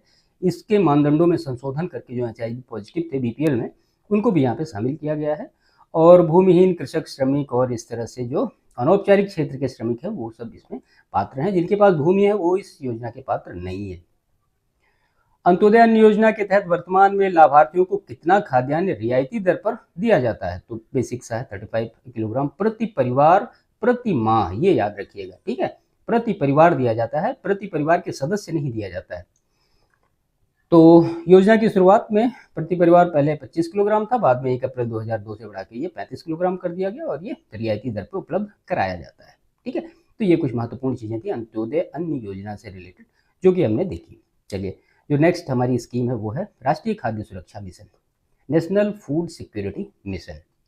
देखिए, राष्ट्रीय विकास परिषद ने 29 डेट आपको पता होनी चाहिए, 29 मई 2007 को ये मतलब उनकी जो 53वीं बैठक थी वहाँ पे इसको प्रस्ताव लिया गया था कि इस तरह से एक national food security mission start किया जाएगा और बाद में अक्टूबर 2007 में इसको प्रारंभ किया गया। ठीक है, इसके अगर उद्देश्य की बात करें तो राष्ट्र में जो खाद्य सुरक्षा सुनिश्चित कराने के लिए गेहूं, चावल और दालों के उत्पादन को बढ़ाना और देश में जो चिन्हित जिले हैं कृषि भूमि के विस्तार, उत्पादकता, ये सारी चीज़ें करना और निजी फॉर्म स्तर पर जो है भूमि की उर्वरता और उत्पादकता का संवर्धन करना और किसानों के आत्मविश्वास में वृद्धि हेतु खेत स्तर के जो लाभ हैं उनको डेवलप करना या बढ़ाना, आप कह सकते हैं। योजना के अगर संगठक में देखें तो पहले तो 3 संगठक थे, बाद में अभी 5 हो गए हैं, जिसमें कि चावल, गेहूं है और दाल है और मोटे अनाज है।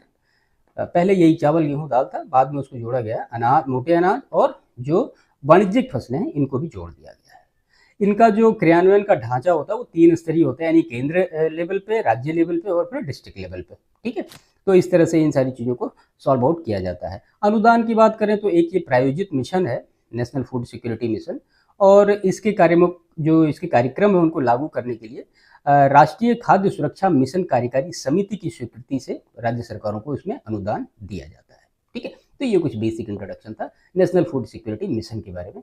प्रश्न लेते हैं। तो नेशनल फूड सिक्योरिटी मिशन यानी राष्ट्रीय खाद्य सुरक्षा मिशन के संबंध में निम्नलिखित कथनों पर विचार कीजिए। ये जो मिशन है राष्ट्रीय विकास परिषद की सिफारिश पर अक्टूबर 2007 में शुरू किया गया। 11वीं पंचवर्षीय योजना में इस मिशन का लक्ष्य केवल गेहूं, दालों के उत्पादन में वृद्धि तक सीमित था और वर्तमान में जो नेशनल फूड सिक्योरिटी मिशन में वाणिज्यिक फसलें भी शामिल की गई हैं। तो जो 11वीं पंचवर्षीय योजना है यहाँ पे ये वाला जो स्टेटमेंट है वो गलत है, बाकी 1 और 3 यहाँ पे करेक्ट होगा। देखते हैं दूसरा गलत क्यों है। तो जो नेशनल फूड सिक्योरिटी मिशन को राष्ट्रीय विकास परिषद की 53वीं बैठक में 29 मई 2007 के पारित प्रस्ताव के आधार पर अक्टूबर 2007 में शुरू किया गया। और दूसरा गलत इसलिए हुआ कि 11वीं पंचवर्षीय योजना में चावल 10 मिलियन टन, गेहूं 8 मिलियन टन और दाल जो है 2 मिलियन टन का उत्पादन का लक्ष्य रखा गया था। और तीसरा जो वर्तमान में जो SM में वाणिज्यिक फसलें जैसे कि तिलहन, गन्ना भी एक संगठक के रूप में शामिल किए गए हैं। इसी वजह से दूसरा स्टेटमेंट गलत। Only 1 and 3 is correct. Question number 5 देखते हैं। निम्नलिखित कथनों में से कौन से राष्ट्रीय खाद्य सुरक्षा मिशन का उद्देश्य या लक्ष्य नहीं है, पूछा जा रहा है। तो किसानों को खेत स्तर पर लाभ को बढ़ाना, आयात पर निर्भरता को बढ़ाना, धारणीय कृषि पद्धतियों से उत्पादन में वृद्धि और भूमि की उर्वरता और उत्पादकता को बढ़ाना। तो जाहिर सी बात है आयात की निर्भरता को बढ़ाना ये इसका उद्देश्य नहीं है, बाकी सारा होगा। तो जो NFSM का उद्देश्य है घरेलू खाद्यान्न उत्पादन में वृद्धि कर आयात की निर्भरता को कम करना है। ठीक है, इस मिशन का जो फोकस है वो भूमि की उर्वरता, किसानों की आय, खेत स्तर पर लाभ, इन सारी चीज़ों को डेवलप करना और धारणीय कृषि विधियों के जरिए गेहूं, चावल, दाल, मोटे अनाज इनकी उपज में बढ़ोतरी करना इस योजना का केंद्र है। ठीक है, क्वेश्चन नंबर 6 देखते हैं। तो NFSM के क्रियान्वयन ढांचे के संबंध में कौन सा युग्म सही सुमेलित है? तो स्तर दिया गया है और संबंधित संस्था और प्राधिकरण दिया गया है। तो राष्ट्रीय स्तर पर फिर केंद्रीय कृषि मंत्री की अध्यक्षता में सामान्य परिषद, राज्य स्तर पर राज्य खाद्य सुरक्षा मिशन कार्यकारी समिति और जिला स्तर पर कृषि तकनीकी प्रबंधन एजेंसियां एटीएम ये हैं। आपको इसमें से सेलेक्ट करना कौन से सही हैं। तो बिल्कुल तीनों के तीनों ही आपस में करेक्टली मैच है। ठीक है, देखिए एनएफएसएम का एक त्रिस्तरीय ढांचा होता है। राष्ट्रीय स्तर पर नीति निर्माण और मार्गदर्शन के लिए केंद्रीय कृषि मंत्री की अध्यक्षता में सामान्य परिषद होती है। राज्य स्तर पर मुख्य सचिव की अध्यक्षता में राज्य कार्यकारी समिति होती है और जिला स्तर पर योजना के कार्यान्वयन के लिए एग्रीकल्चर टेक्नोलॉजिकल मैनेजमेंट एजेंसी के द्वारा ये सारा चीज किया जाता है। ठीक है, तो ये कुछ महत्वपूर्ण चीजें थी नेशनल फूड सिक्योरिटी मिशन के बारे में जो कि हमने यहाँ पे देखी। इसके बाद देखते हैं राष्ट्रीय गोकुल मिशन, अनदर काफी इंपॉर्टेंट स्कीम है ये। देखिए राष्ट्रीय गोकुल मिशन के बारे में आप ये कह सकते हैं कि जो एग्रीकल्चर है और जो एनिमल हस्बेंड्री है वो एक ट्रेडिशनल लाइवलीहुड है इंडियंस का। ठीक है, कहने का मतलब ये हुआ कि कृषि और पशुपालन जो है ना वो भारतीयों की पारंपरिक आजीविका है और इसी के लिए 20वीं पशुधन गणना के अनुसार आई थिंक ये लेटेस्ट है, पशुधन गणना प्रति 5 वर्ष पे ये होती है। इसमें पशुधन की दृष्टि से क्या है, भारत में कुल अगर आप गोवंशीय आबादी देखें तो लगभग 300 मिलियन के आसपास है और देश में कुल मवेशियों की संख्या देखें तो 192 मिलियन के आसपास है लगभग। गायों की संख्या 145 मिलियन और भैंस की संख्या 109 मिलियन है। ये मतलब एक डेटा है पशुओं का। ठीक है, अब अगर राष्ट्रीय गोकुल मिशन का उद्देश्य आप देखें तो देसी जो गौ पशु हैं नस्लों का उनका संरक्षण करना, उनका विकास करना, देसी पशुओं की नस्लों की जो आनुवांशिक है उसमें सुधार करना, पशुओं की संख्या में वृद्धि करना, दुग्ध उत्पादन और उत्पादकता को बढ़ावा देना और जो महत्वपूर्ण देसी नस्ल हैं जैसे कि गिर है, साहिवाल है और थारपारकर है, लाल सिंधी है, इन सारी नस्लों के आनुवांशिकी रूप से इनको थोड़ा सा और एक्सटेंड करना और पशुधन के उत्पादन के व्यापार को और ज़्यादा वृद्धि करना। तो ये कुछ मेनली राष्ट्रीय गोकुल मिशन के उद्देश्य हैं। एक महत्वपूर्ण चीज इसमें कि ये 100% केंद्र प्रायोजित योजना है। ठीक है, ये 100% क्या है, केंद्र प्रायोजित योजना है। ठीक है, ये काफी महत्वपूर्ण स्टेटमेंट है, इसका याद रखिएगा। और इसी में एक आता है प्रोजेक्ट चमन। प्रोजेक्ट चमन क्या होता है? प्रोजेक्ट चमन, तो जो प्रोजेक्ट चमन है ये है coordination horticulture assessment of management using geo informatics, ये इसका फुल फॉर्म है। इसको शुरू किया गया था 2014 में कृषि सहकारिता और किसान कल्याण विभाग के द्वारा। इसमें जो एकीकृत हॉर्टिकल्चर विकास मिशन है उसके अंतर्गत ही ये चमन आता है। ठीक है, अब इसमें मतलब बागवानी फसलों के उत्पादन तथा बागवानी फसलों की जो कृषि की संभाव्यता है इन सारी चीज़ों पे खास तौर पे मतलब उसी पे फोकस इसमें ज़्यादातर रहा है। और इस जो प्रोजेक्ट है इसका अगर कार्यान्वयन आप देखें तो वो होता है महाल नोबिस राष्ट्रीय फसल पूर्वानुमान केंद्र MNCFC, इसके द्वारा किया जा रहा है। ठीक है, तो ये कुछ महत्वपूर्ण चीजें थी राष्ट्रीय गोकुल मिशन के बारे में। हम प्रश्न देखते हैं। तो राष्ट्रीय गोकुल मिशन के संबंध में निम्नलिखित में से कौन सा कथन सही है? ये जो योजना है ये 100% केंद्र प्रायोजित है। इसका उद्देश्य केवल विदेशी नस्लों के संरक्षण और संवर्धन तक सीमित है और गोकुल ग्राम PPP मॉडल के तहत स्थापित किए जाते हैं। आपको बताना कौन सा सही है। तो विदेशी नस्लों की बात नहीं हो रही यहाँ पे, है ना, केवल 1 और 3 करेक्ट होगा, ऑप्शन सी यहाँ पे सही होगा।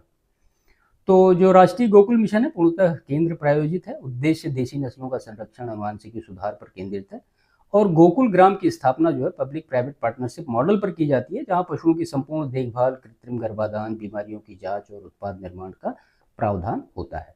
ठीक है, ऑप्शन यहाँ पे सी करेक्ट होगा। क्वेश्चन नंबर 8 देखते हैं प्रोजेक्ट चमन के बारे में।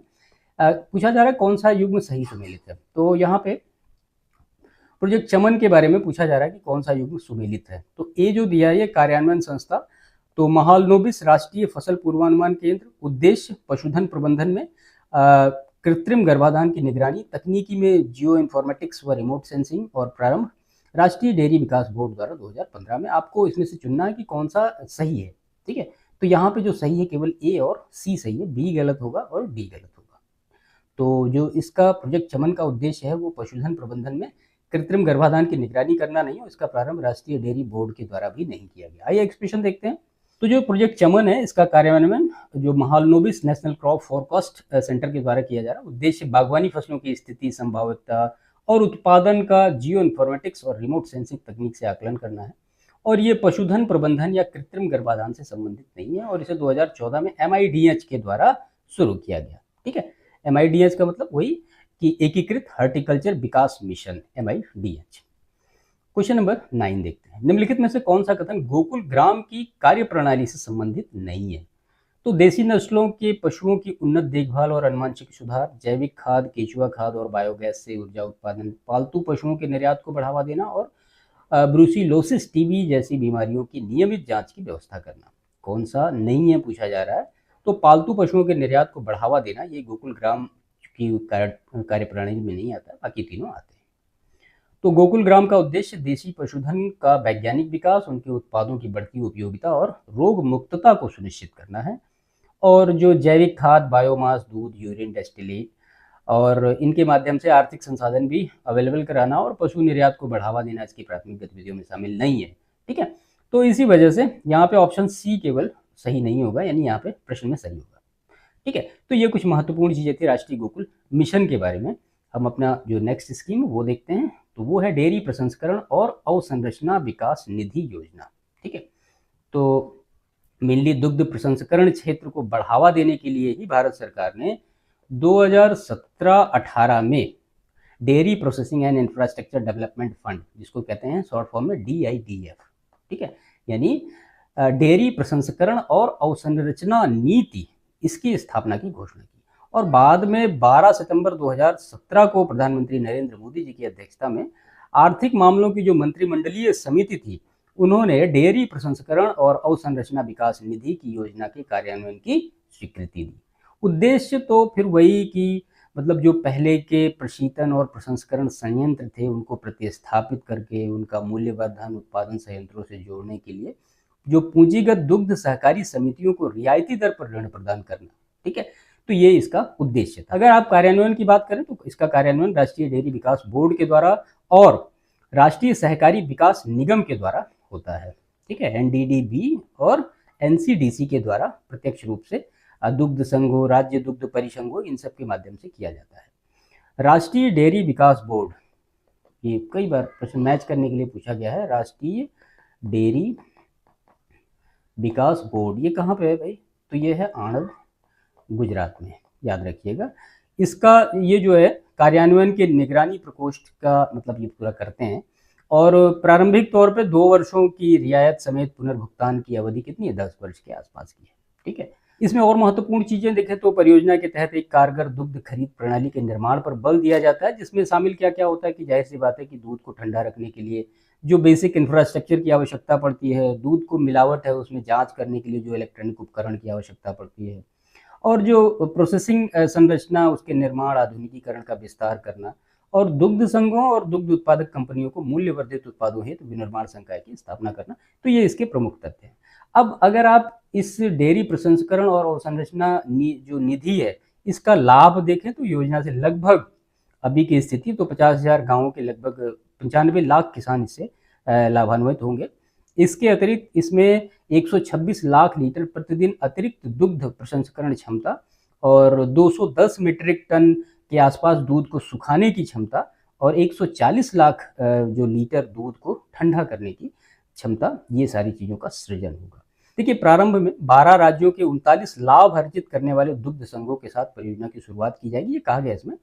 और योजना के कार्यान्वयन में लगभग 40,000 लोगों को प्रत्यक्ष रोजगार मिलेगा और 2 लाख इससे जो इनडायरेक्ट वे में जो रोजगार पाएंगे वो पाएंगे। ठीक है, तो ये कुछ महत्वपूर्ण चीजें थी डेयरी प्रसंस्करण और अवसंरचना विकास निधि से रिलेटेड। MCQ लेते हैं। तो डेयरी प्रसंस्करण और अवसंरचना निधि योजना के संबंध में निम्नलिखित में से कौन से कथन सही है? इस योजना की शुरुआत 2014 में हुई। उद्देश्य दुग्ध प्रसंस्करण संयंत्रों को आधुनिक बनाना और मूल्यवर्धित उत्पादों को बढ़ावा देना। कार्यान्वयन NDDB और NCDC के माध्यम से किया जा रहा है। बताना कौन सा सही? तो 2-3 सही होगा। 2014 में नहीं, 2017-18 के बजट में इसकी स्थापना हुई थी। ठीक है, तो ये यहाँ पे है। और DIDF योजना का उद्देश्य पुराने जो प्रसंस्करण संयंत्र हैं उनको प्रतिस्थापित कर मूल्यवर्धित उत्पाद संयंत्र स्थापित करना। और इसका जो कार्यान्वयन है वो राष्ट्रीय डेयरी विकास बोर्ड और राष्ट्रीय सहकारी विकास निगम के माध्यम से किया जाता है। ठीक है, DIDF योजना के तहत निम्नलिखित में से कौन सा लाभ उपलब्धि प्राप्त करने का लक्ष्य रखा गया है? तो दूध की मिलावट जांच के लिए इलेक्ट्रॉनिक उपकरण की स्थापना, प्रतिदिन 126 लाख लीटर अतिरिक्त दुग्ध प्रसंस्करण क्षमता, प्रतिदिन 59.7 लाख लीटर दूध के समकक्ष मूल्य वर्धित उत्पादों की निर्माण क्षमता, उपयुक्त सभी। तो यहाँ पे ऑप्शन डी आपका करेक्ट होगा। योजना के तहत कई अवसंरचनात्मक उपलब्धियों को लक्षित किया गया है, जिसमें कि दूध में मिलावट की जांच हेतु इलेक्ट्रॉनिक उपकरण की स्थापना, 126 लाख लीटर प्रतिदिन अतिरिक्त दुग्ध प्रसंस्करण क्षमता, 210 मीट्रिक टन प्रतिदिन दूध सुखाने की क्षमता और 59.7 लाख लीटर प्रतिदिन मूल्यवर्धित दुग्ध उत्पादों के निर्माण की क्षमता। ठीक है, तो इसी वजह से ऑप्शन डी यहाँ पे करेक्ट होगा। क्वेश्चन नंबर 13 है, DIDF योजना के कार्यान्वयन विशेषताओं में कौन सा कथन असत्य है, पूछा जा रहा है। तो इस योजना के अंतर्गत अंतिम ऋण प्राप्तकर्ताओं को रियायती दर पर ऋण दिया जाता है। परियोजना की निगरानी राष्ट्रीय सहकारी विकास निगम के द्वारा की जाती है। यदि अंतिम उपभोक्ता अंशदान नहीं कर पाता तो राज्य सरकार द्वारा वह अंशदान किया जाएगा। और प्रारंभ में योजना 12 राज्यों के 39 दुग्ध संघों के साथ शुरू की जाएगी। तो परियोजना की निगरानी राष्ट्रीय सहकारी विकास निगम के द्वारा नहीं की जा रही है, तो यहाँ पे ऑप्शन बी करेक्ट होगा। परियोजना की निगरानी का कार्य NDDB के कार्यान्वयन और निगरानी प्रकोष्ठ के द्वारा किया जा रहा है, ना कि NCDC के द्वारा। ठीक है, तो यहाँ पे केवल ऑप्शन बी जो है ये असत्य है, बाकी A, C, D ये सारे सही है। प्रधानमंत्री फसल बीमा योजना, देखिए एग्रीकल्चर सेक्टर के बारे में आप अच्छी तरीके से, आप काफी लोग उससे जुड़े भी होंगे, तो आप सभी लोग बेहतर तरीके से समझते हैं जो एग्रीकल्चर सेक्टर है वो बहुत ज्यादा अनसर्टेनिटी का एरिया है पूरा। ठीक है, मानसून आप जानते हैं भारत की कृषि की निर्भरता लगभग मानसून पे अधिकतर बनी रहती है। मानसून कभी खराब होता तो एग्रीकल्चर का सेक्टर पूरा ही उस तरह से वर्क नहीं करता जैसे पहले करना चाहिए। तो इन्हीं सारी चीजों के आलोक में बाद में 1999 की बात मैं बताऊं आपको, 1999। ठीक है, 1999 में एक इंश्योरेंस स्कीम शुरू की गई, उसका नाम था national agriculture insurance scheme, NAIS। ठीक है, तो NAIS की शुरुआत सबसे पहले 1999 में की गई। बार प्रश्न इससे भी पूछे गए हैं। तो अब जैसे मान लिया फसल है, कोई खरीफ की फसल है, तो खरीफ की फसल पे जो प्रीमियम राशि है वो 2% है, और रबी की फसल पे जो प्रीमियम राशि है 1.5% है, और जो प्लांटेशन क्रॉप्स हैं यानी जो वाणिज्यिक फसलें हैं या बागवानी फसलें हैं उन पे 5% का जो प्रीमियम रेट है वो सारा लिया जाता है। ठीक है, चलिए इसके बाद इससे रिलेटेड प्रश्नों को देखते हैं और भी जो महत्वपूर्ण चीजें वो क्लियर हो जाएंगी। तो प्रधानमंत्री फसल बीमा योजना के संदर्भ में निम्नलिखित में से कौन से कथन सही है। पहला है, ये योजना केवल ऋणी किसानों के लिए अनिवार्य है। इसमें प्राकृतिक आपदाओं के कारण बुआई न होने पाने की स्थिति को भी कवर किया जाता है, और योजना में सरकार द्वारा प्रीमियम राशि पर एक सीमा निर्धारित की गई है। आपको बताना है इसमें से कौन सा सही है। ठीक है, तो देखिए इसमें से केवल दूसरा सही है कि अगर प्राकृतिक आपदाओं के कारण बुआई नहीं हो पाई है तो उस स्थिति में भी इस बीमा को कवर किया जाएगा। बाकी पहला गलत है और ये तीसरा गलत है। ठीक है, क्वेश्चन नंबर 2 देखते हैं। तो जो प्रधानमंत्री फसल बीमा योजना, इसके अंतर्गत कौन सी फसलें बीमा कवरेज के अंतर्गत आती हैं। तो केवल खाद्यान्न और तिलहन, केवल वाणिज्यिक फसलें, खाद्यान्न, तिलहन और वाणिज्यिक बागवानी सभी आती हैं, और केवल खरीफ मौसम की फसलें। तो आई होप आप इसका आंसर लाने में सक्षम होंगे। ऑप्शन सी यहाँ पे करेक्ट होगा। तो इसमें 3 प्रकार की फसलें शामिल की गई हैं। तो खाद्यान्न फसलें हैं, तिलहन है और वाणिज्यिक या बागवानी फसलें हैं। ठीक है, क्वेश्चन नंबर 3 देखते हैं। तो प्रधानमंत्री फसल बीमा योजना की एक विशिष्ट विशेषता क्या है जो इसे पूर्ववर्ती योजनाओं से अधिक प्रभावी बनाती है। ठीक है, तो किसानों को फसल बीमा का लाभ केवल प्राकृतिक आपदा के समय मिलता है। योजना केवल राज्यों द्वारा चलाई जा रही है। जोखिम का आकलन पारंपरिक विधियों द्वारा किया जाता है, और तकनीकी आधारित जोखिम आकलन एवं त्वरित भुगतान प्रणाली अपनाई गई है। तो ऑप्शन डी यहाँ पे करेक्ट है। जो पहले की जो 1999 की जो इंश्योरेंस स्कीम थी या फिर उसके बाद की जो और संशोधित जो इंश्योरेंस स्कीम थी उसमें और इस योजना में ये डिफरेंस है, मेनली डिफरेंस है। ठीक है, तो इस योजना में जियो टैगिंग है, ड्रोन सर्वे है, सैटेलाइट इमेजिंग है, आधुनिक तकनीकों का प्रयोग करके फसल क्षति का सटीक आकलन किया जाता है, और तेजी से DBT के माध्यम से इसको भुगतान किया जाता है। ठीक है, तो ये कुछ महत्वपूर्ण चीजें थी प्रधानमंत्री फसल बीमा योजना से रिलेटेड जो कि परीक्षा में पूछी जा सकती है। वो लगभग सारी चीजें यहाँ पर डिस्कस हो गई। इसके बाद जो इसमें नेक्स्ट स्कीम है वो है राष्ट्रीय कृषि विकास योजना रफ्तार। ठीक है, तो रफ्तार जो है इसका पूरा फुल फॉर्म है remunerative approach for agriculture and allied sector rejuvenation. ठीक है, ये रफ्तार का पूरा फुल फॉर्म है। देखिए अगर इस जो स्कीम है इसकी आप उद्देश्य की बात करें तो सिंपल सा है कि मतलब जो स्टेट्स हैं उनको इनकरेज करना, जिससे कि वो एग्रीकल्चर और उससे रिलेटेड सेक्टर में जो मतलब निवेश है उसको बढ़ाया जा सके। दूसरी चीज कि राज्यों को कृषि और उससे जो संबद्ध योजनाओं में नियोजन और निष्पादन की प्रक्रिया काफी उसमें तेजी लाना। और तीसरा जो इसका उद्देश्य है कि जो जलवायु स्थितियां हैं और टेक्नोलॉजिकल सेक्टर है, फिर बाकी जो नेचुरल रिसोर्सेज हैं उनका जो उपलब्ध स्थिति है वो जिला और राज्यों के लिए एग्रीकल्चर में उसका कैसे उपयोग किया जाए, ये सारा चीज। और कृषि और उसके जो रिलेटेड सेक्टर्स हैं उसमें मतलब किसानों को अधिकतम लाभ प्रदान करना। कुल मिला के ये कहना कि राष्ट्रीय कृषि विकास योजना का मेन जो उद्देश्य है ये है। ठीक है, इस योजना को मेनली 1 नवंबर 2017 को इसका नाम बदल के, पहले इसका नाम था राष्ट्रीय कृषि विकास योजना, उसके बाद ये रफ्तार को उसमें ऐड कर दिया गया। ठीक है, और उसके बाद 3 वर्षों के लिए फिर से 2017-18 से लेकर 19-20 तक इसको मतलब कंटिन्यू रखने का निर्णय लिया गया, और बाद में फिर से 31 मार्च 2022 तक इसको पुनः बढ़ा दिया गया। ठीक, तो ये कुछ बेसिक इंट्रोडक्शन था जो कि राष्ट्रीय कृषि विकास योजना के बारे में था। एमसीक्यू देखते हैं। तो राष्ट्रीय कृषि विकास योजना रफ्तार के संबंध में निम्नलिखित में से कौन से कथन सही है? पहला कथन है, ये योजना राज्यों को कृषि योजनाओं के क्रियान्वयन में अधिक केंद्रीकृत निर्णय देने हेतु शुरू की गई है। इस योजना में स्थानीय आवश्यकताओं के अनुरूप योजना बनाने पर बल दिया गया है, और इस योजना के अंतर्गत केंद्र और राज्य के मध्य अनुदान का वितरण 60:40 के अनुपात में होता है, और जो स्पेशल स्टेट्स हैं वहाँ पे 90:10, जैसे कि नॉर्थ ईस्ट या और सारे। तो यहाँ पे आपको बताना कि कौन सा सही है। ठीक है, तो यहाँ पे केवल 2 और 3 सही होगा। तो पूरा एक्सप्रेशन देख लेते हैं। तो पहला गलत क्यों हुआ कि ये जो योजना है राज्यों को स्वायत्तता और लचीलापन देने हेतु बनाई गई है, न कि जो केंद्रीकृत नियंत्रण के लिए। दूसरा सही है, योजना में स्थानीय परिस्थिति और जलवायु प्राथमिकताओं के अनुसार कृषि योजनाओं को तैयार करने की व्यवस्था है, और जो सामान्य राज्य के लिए 60-40 और जो पूर्वोत्तर या पहाड़ी के राज्य हैं वहाँ पे 90-10 का शेयर चलता है इस योजना में। ठीक है, क्वेश्चन नंबर 2 है, राष्ट्रीय कृषि विकास योजना रफ्तार के अंतर्गत निम्नलिखित में से कौन से क्षेत्र गतिविधियां जो है प्राथमिकता के रूप में शामिल हैं? तो मृदा स्वास्थ्य संवर्धन, कृषि यंत्रीकरण, जैविक उर्वरकों का प्रोत्साहन और अंतरिक्ष अनुसंधान।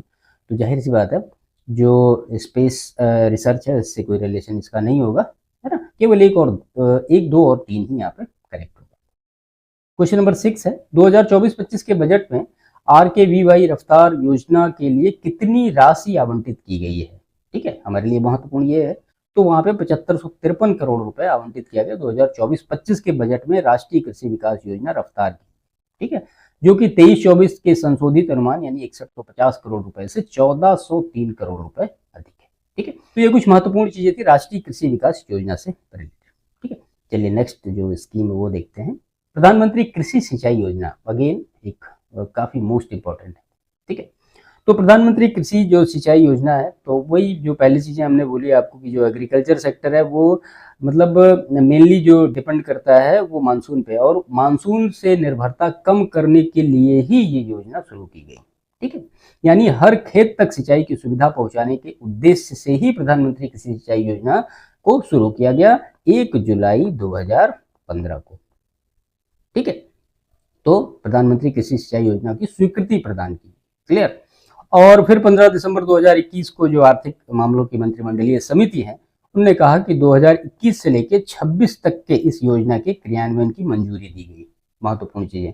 अब उद्देश्य अगर आप देखें तो क्षेत्रीय स्तर पर जो इरिगेशन में निवेश है उसको बढ़ाना, जो लगभग खेत हैं उनमें जल को जो मतलब पहुंचाना है वहां पे उनको सुनिश्चित करना कि हर खेत तक जल पहुंच सके, और जो मतलब बेटर टेक्नोलॉजीज हैं उनका उपयोग करना कि जल को कैसे अच्छी तरीके से खेतों तक पहुंचाया जाए। जल भराव में जो वृद्धि हो रही है सतत जल संरक्षण पद्धतियों की शुरुआत करना, और जो वर्षा सिंचित क्षेत्रों हैं उनका समेकित विकास करना, वाटर शेड का डेवलपमेंट करना, सिंचाई में अधिक निजी निवेश को आकर्षित करना, ये सारा जो है प्रधानमंत्री कृषि सिंचाई योजना का मुख्य उद्देश्य है। ठीक है, तो इसके बाद एमसीक्यू लेते हैं।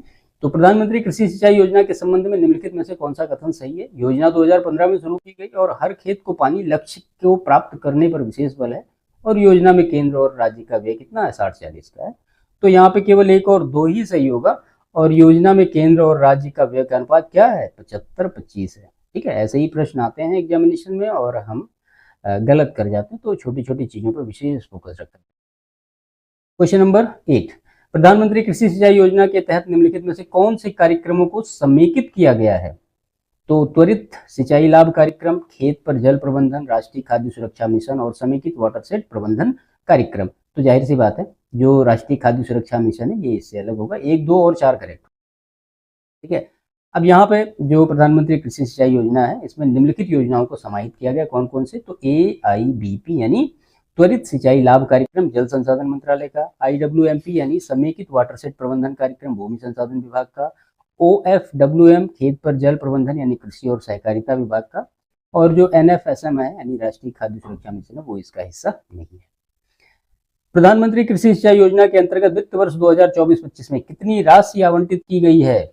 तो 9339 करोड़ रुपए इसको 2024-25 के बजट में आवंटित किए गए हैं, जो कि 23-24 के बजट में 8587 करोड़ रुपए से कितना ज्यादा है? 752 करोड़ रुपए ज्यादा है। ठीक है, तो ये कुछ महत्वपूर्ण प्रश्न थे प्रधानमंत्री कृषि सिंचाई योजना से रिलेटेड। चलिए इसके बाद नेक्स्ट जो स्कीम वो देखते हैं। ये है परंपरागत कृषि विकास योजना। ठीक है, परंपरागत कृषि विकास योजना तो सबसे पहली चीज है किसके लिए? तो किसानों को जैविक कृषि के लिए मतलब इनकरेज करना और किसानों को रसायन मुक्त जो मतलब आदान है, इनपुट्स है, उनको उपलब्ध कराना, ये सारा है इसका जो मेन वही है परंपरागत कृषि विकास योजना। से नाम से भी लग रहा है ना कि परंपरागत होने चाहिए, जो पहले होता था ऐसे।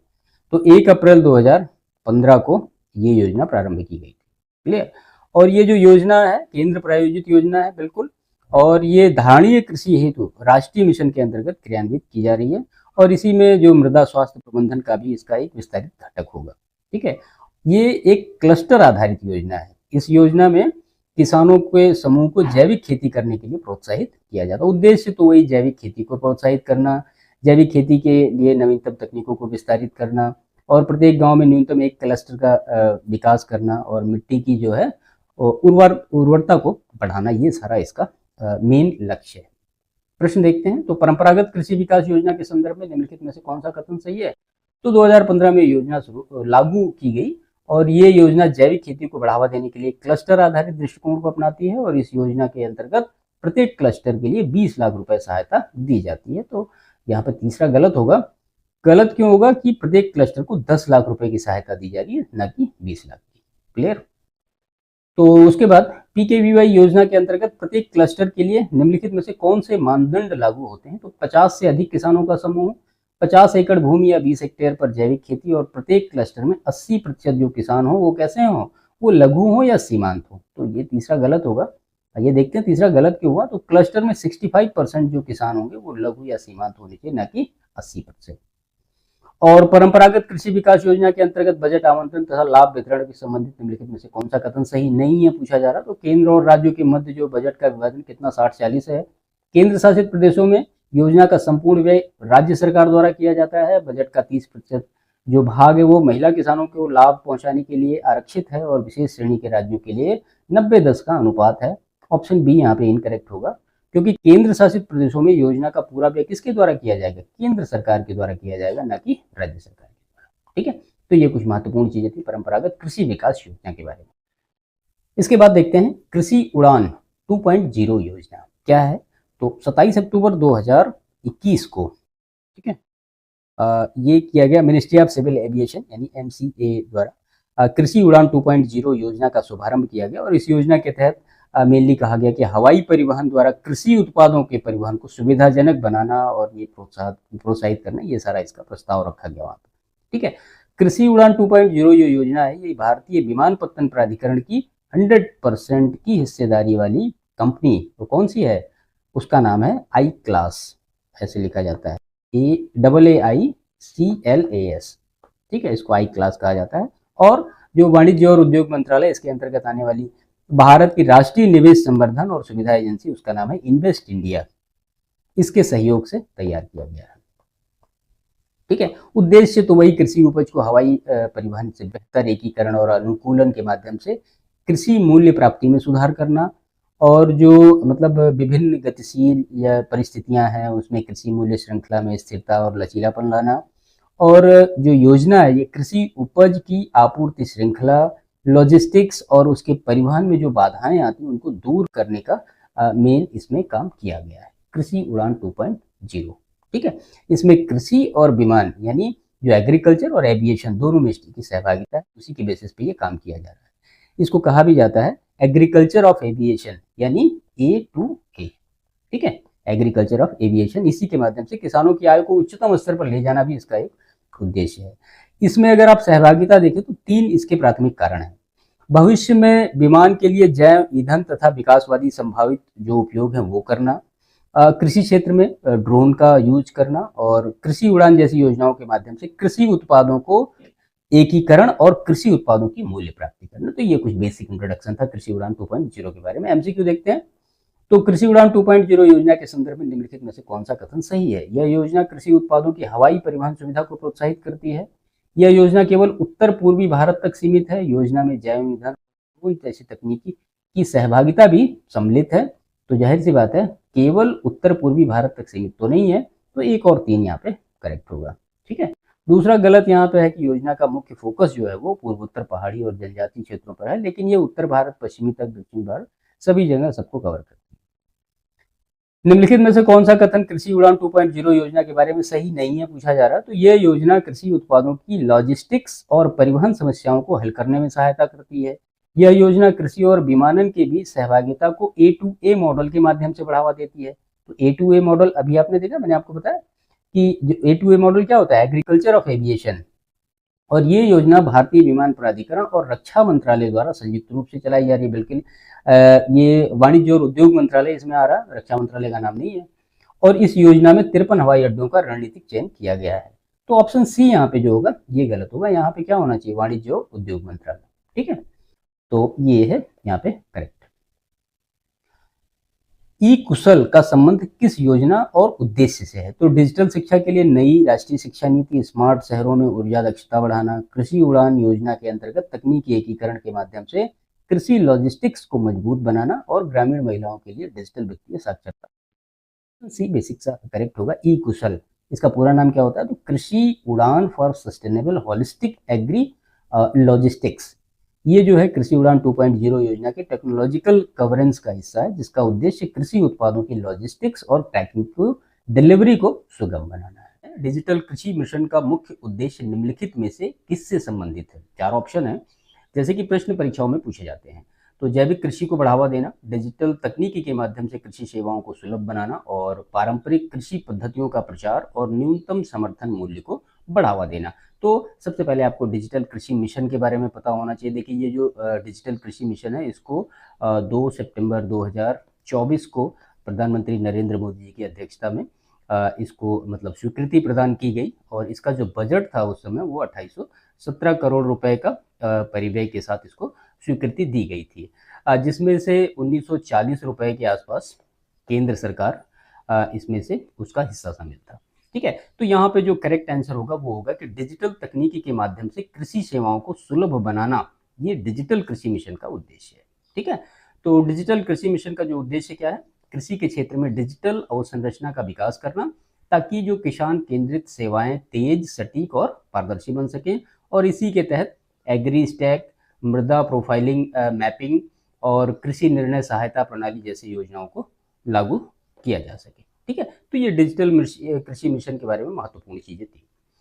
इसके बाद इससे रिलेटेड जो दूसरा प्रश्न है इसी मतलब प्लान से, एग्री स्टैक के संबंध में निम्नलिखित में से कौन सा कथन सही है?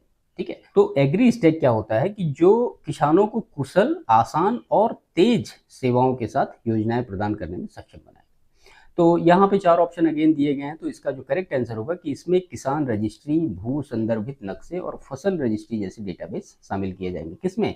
एग्री स्टैक में। तो एग्री स्टैक जो है वो किसान केंद्रित डिजिटल सार्वजनिक अवसंरचना है, जिसमें 3 प्रमुख डेटाबेस शामिल है। कौन कौन से? किसान रजिस्ट्री, भू संदर्भित गांवों के नक्शे और बोई गई फसलों की रजिस्ट्री। और ये जो है किसानों को योजनाएं और सेवाओं का लाभ डिजिटली देने में सहायक होगा। क्वेश्चन नंबर 3 है, डिजिटल कृषि मिशन के तहत मृदा प्रोफाइलिंग मैपिंग का उद्देश्य क्या है? तो मृदा प्रोफाइल मैपिंग का उद्देश्य क्या है? तो अगेन यहाँ पे 4 ऑप्शन है, तो यहाँ पे जो करेक्ट है कि 1:10,000 के पैमाने पर मृदा प्रोफाइल तैयार करना, ठीक है। तो मृदा प्रोफाइल मैपिंग का उद्देश्य यही है। तो डिजिटल कृषि मिशन के अंतर्गत भारत के 142 मिलियन हेक्टेयर कृषि भूमि का 1:10,000 के पैमाने पर विस्तृत मृदा प्रोफाइल मानचित्र बनाना प्रस्तावित है, जिससे मिट्टी की गुणवत्ता, अनुकूल फसल संबंधी जानकारी वैज्ञानिक आधार पर उपलब्ध कराई जा सके। क्वेश्चन नंबर 4 है, किस वर्ष में केंद्रीय बजट में पहली बार कृषि के लिए डिजिटल सार्वजनिक अवसंरचना DPI की घोषणा की गई? ठीक है, तो वो की गई थी 2023-24 में। आपने ऊपर देखा भी 2 सितंबर 2024 को शुरू किया गया था। ये केंद्रीय बजट 2023-24 में केंद्र सरकार ने कृषि क्षेत्र के लिए डिजिटल सार्वजनिक अवसंरचना के निर्माण की घोषणा की, जिसमें 2024-25 के बजट में इसको और आगे बढ़ाया। इसके बाद नेक्स्ट क्वेश्चन है कि डिजिटल आम फसल अनुमान सर्वेक्षण DGCES का मुख्य कार्य क्या है? ठीक है, तो यहाँ पे करेक्ट आंसर होगा कि फसलों की उपज का वैज्ञानिक अनुमान लगाना डिजिटल आम फसल अनुमान सर्वेक्षण का मुख्य कार्य है। तो DGCES जो है वैज्ञानिक रूप से डिजाइन किए गए फसल कटाई प्रयोगों के माध्यम से उपज का अनुमान लगाएगा, और ये जो प्रणाली है फसल उत्पादन और सटीक और समयबद्ध मूल्यांकन करने में सहायक होगी। ठीक है, तो ये कुछ महत्वपूर्ण MCQ थे डिजिटल कृषि मिशन से रिलेटेड, तो ये सारी चीजें यहाँ पे कवर हो गई।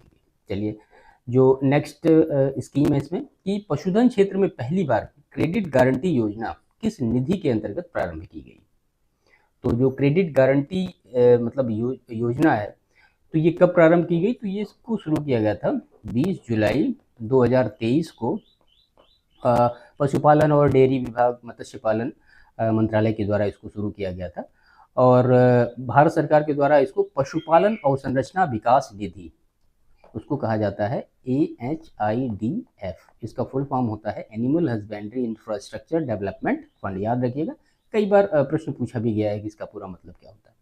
तो इसी के तहत पशुधन क्षेत्र के लिए पहली बार क्रेडिट गारंटी योजना प्रारंभ की गई। और उद्देश्य की बात करेंगे तो इसका उद्देश्य वही था कि जो ऋणदाता है उसके द्वारा परियोजना के व्यवहारिता को महत्व देना तथा विशुद्ध रूप से वित्त पोषित परिसंपत्तियों की प्राथमिक सुरक्षा के आधार पर ऋण सुरक्षा सुनिश्चित करना।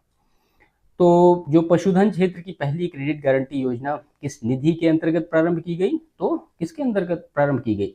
AHIDF। ठीक है, इसका फुल फॉर्म वही animal husbandry infrastructure development fund. तो ये क्रेडिट गारंटी योजना 20 जुलाई 2023 को पशुपालन अवसंरचना विकास निधि के तहत शुरू की गई, और इसका उद्देश्य MSMEs को वित्तीय सुरक्षा देना है ताकि वो पशुधन क्षेत्र में परियोजनाएं संचालित कर सकें। नेक्स्ट क्वेश्चन है कि क्रेडिट गारंटी योजना के अंतर्गत बनाए गए क्रेडिट गारंटी फंड की कुल राशि कितनी है? ठीक है, तो यहाँ पे जो करेक्ट होगा 750 करोड़ की राशि है। 750 करोड़ की राशि से क्रेडिट गारंटी फंड की स्थापना की गई, जो कि AHIDF स्कीम के अंतर्गत MSMEs के लिए किए गए ऋणों पर 25% तक गारंटी प्रदान करता है। नेक्स्ट क्वेश्चन है क्रेडिट गारंटी योजना का मुख्य उद्देश्य क्या है? तो जाहिर सी बात है, वंचित वर्ग के उद्यमियों को वित्तीय सुरक्षा प्रदान करना क्रेडिट गारंटी योजना का मुख्य उद्देश्य है। इस योजना का जो उद्देश्य है कि पहली पीढ़ी के उद्यमियों को वंचित वर्गों के लिए जोखिम मुक्त ऋण की व्यवस्था करना, ताकि वो विपणन योग्य धन की कमी के बावजूद पशुधन आधारित उद्यम स्थापित कर सके। नेक्स्ट क्वेश्चन है कि क्रेडिट गारंटी योजना का प्रबंधन किस संस्था के द्वारा किया जा रहा है? तो नाबार्ड के द्वारा किया जा रहा है। ये प्रश्न एक बार पूछा भी गया है। तो इस योजना के अंतर्गत क्रेडिट गारंटी फंड का प्रबंधन नाबार्ड के द्वारा किया जा रहा है, और इसके लिए नाबार्ड की सहायक कंपनी NAB संरक्षण ट्रस्टी कंपनी प्राइवेट लिमिटेड के साथ एक ट्रस्ट गठित किया गया है। क्वेश्चन नंबर 10 है, निम्नलिखित में से कौन सी बात क्रेडिट गारंटी योजना के संदर्भ में सही नहीं है?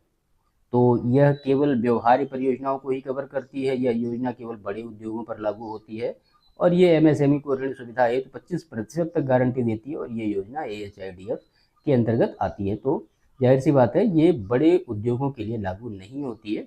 ठीक है, ऑप्शन बी यहाँ पे करेक्ट होगा। तो ये जो योजना है विशेष रूप से सूक्ष्म, लघु और मध्यम यानी MSMEs के लिए बनाई गई है, ना कि बड़े उद्योगों के लिए, और इसका उद्देश्य वित्तीय रूप से वंचित वर्ग के जो लोग हैं उनको ऋण गारंटी देकर उद्यम शुरू करने में सहायता देना है। क्लियर? इसके बाद इसमें नेक्स्ट है प्रधानमंत्री मत्स्य संपदा योजना PMMSY, इसको किस वर्ष प्रारंभ किया? कई बार प्रश्नों में सीधे सीधे मैच करने के लिए 4-5 योजनाओं को उनके ईयर के साथ मैच करने, या फिर कई बार उनके उद्देश्य को पूछा जाता है, या कई बार और भी जो उनसे रिलेटेड बहुत सारी चीज़ें होती है वो पूछा जाता है।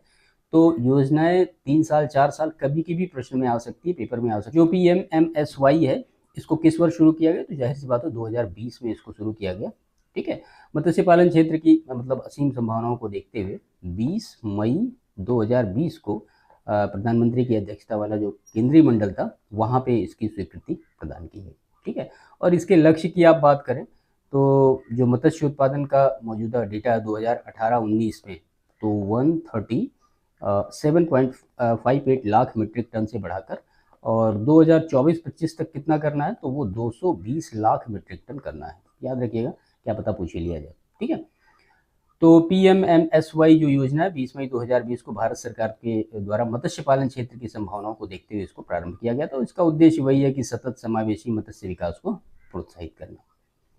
नेक्स्ट है इसमें कि प्रधानमंत्री मत्स्य संपदा योजना के अंतर्गत 2024-25 तक मत्स्य उत्पादन का लक्ष्य क्या रखा गया है तो आपने देखा 220 लाख मीट्रिक टन रखा गया है और 2024-25 तक कितना 137.58 लाख मीट्रिक टन से बढ़ाकर 220 लाख मीट्रिक टन इसका लक्ष्य निर्धारित किया गया है और इसमें औसतन 9% की वार्षिक वृद्धि बनाए रखने की योजना है। ठीक है, प्रधानमंत्री मत्स्य संपदा योजना के तहत कुल निवेश की अनुमानित राशि कितनी है तो वो है 20,050 करोड़ रुपए। तो PMMSY योजना के क्रियान्वयन के लिए कुल 20,050 करोड़ के निवेश को स्वीकृत किया गया है और इसमें केंद्र सरकार, राज्य सरकार और लाभार्थियों का साझा योगदान शामिल है। ठीक है, इसके बाद PMMSY योजना के तहत मत्स्य पालन तकनीकों में से कौन सी तकनीकी शामिल नहीं है? बायोफ्लास्क, हाइड्रोपोनिक्स, एक्वापोनिक्स और केज कल्टीवेशन। तो हाइड्रोपोनिक्स जो है इसमें शामिल नहीं है।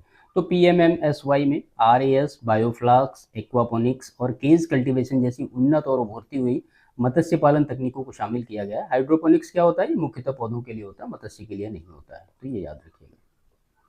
इसके बाद नेक्स्ट है इसमें तो PMMSY योजना के अंतर्गत रोजगार सृजन का लक्ष्य वर्ष 2024-25 तक कितना रखा गया है तो वो रखा गया है 55 लाख। तो 2024-25 तक का मत्स्य क्षेत्र के जो प्रत्यक्ष और अप्रत्यक्ष रूप से 55 लाख रोजगार इससे सृजित किए जाएंगे और योजना जो है आत्मनिर्भर भारत अभियान के तहत मछुआरों और मत्स्य किसानों की आय में वृद्धि के उद्देश्य से शुरू की गई है। ठीक है, तो ये कुछ महत्वपूर्ण 15 क्वेश्चंस थे जो कि कृषि और खाद्य सुरक्षा से रिलेटेड थी। इसका एक सेशन और होगा तब जाके ये पूरा लास्ट 3 ईयर का पूरा कंप्लीट होगा। ठीक है, तो वीडियो को लाइक जरूर करिएगा और दूसरों को शेयर करिएगा और चैनल पर नए हैं तो चैनल को सब्सक्राइब भी करिएगा।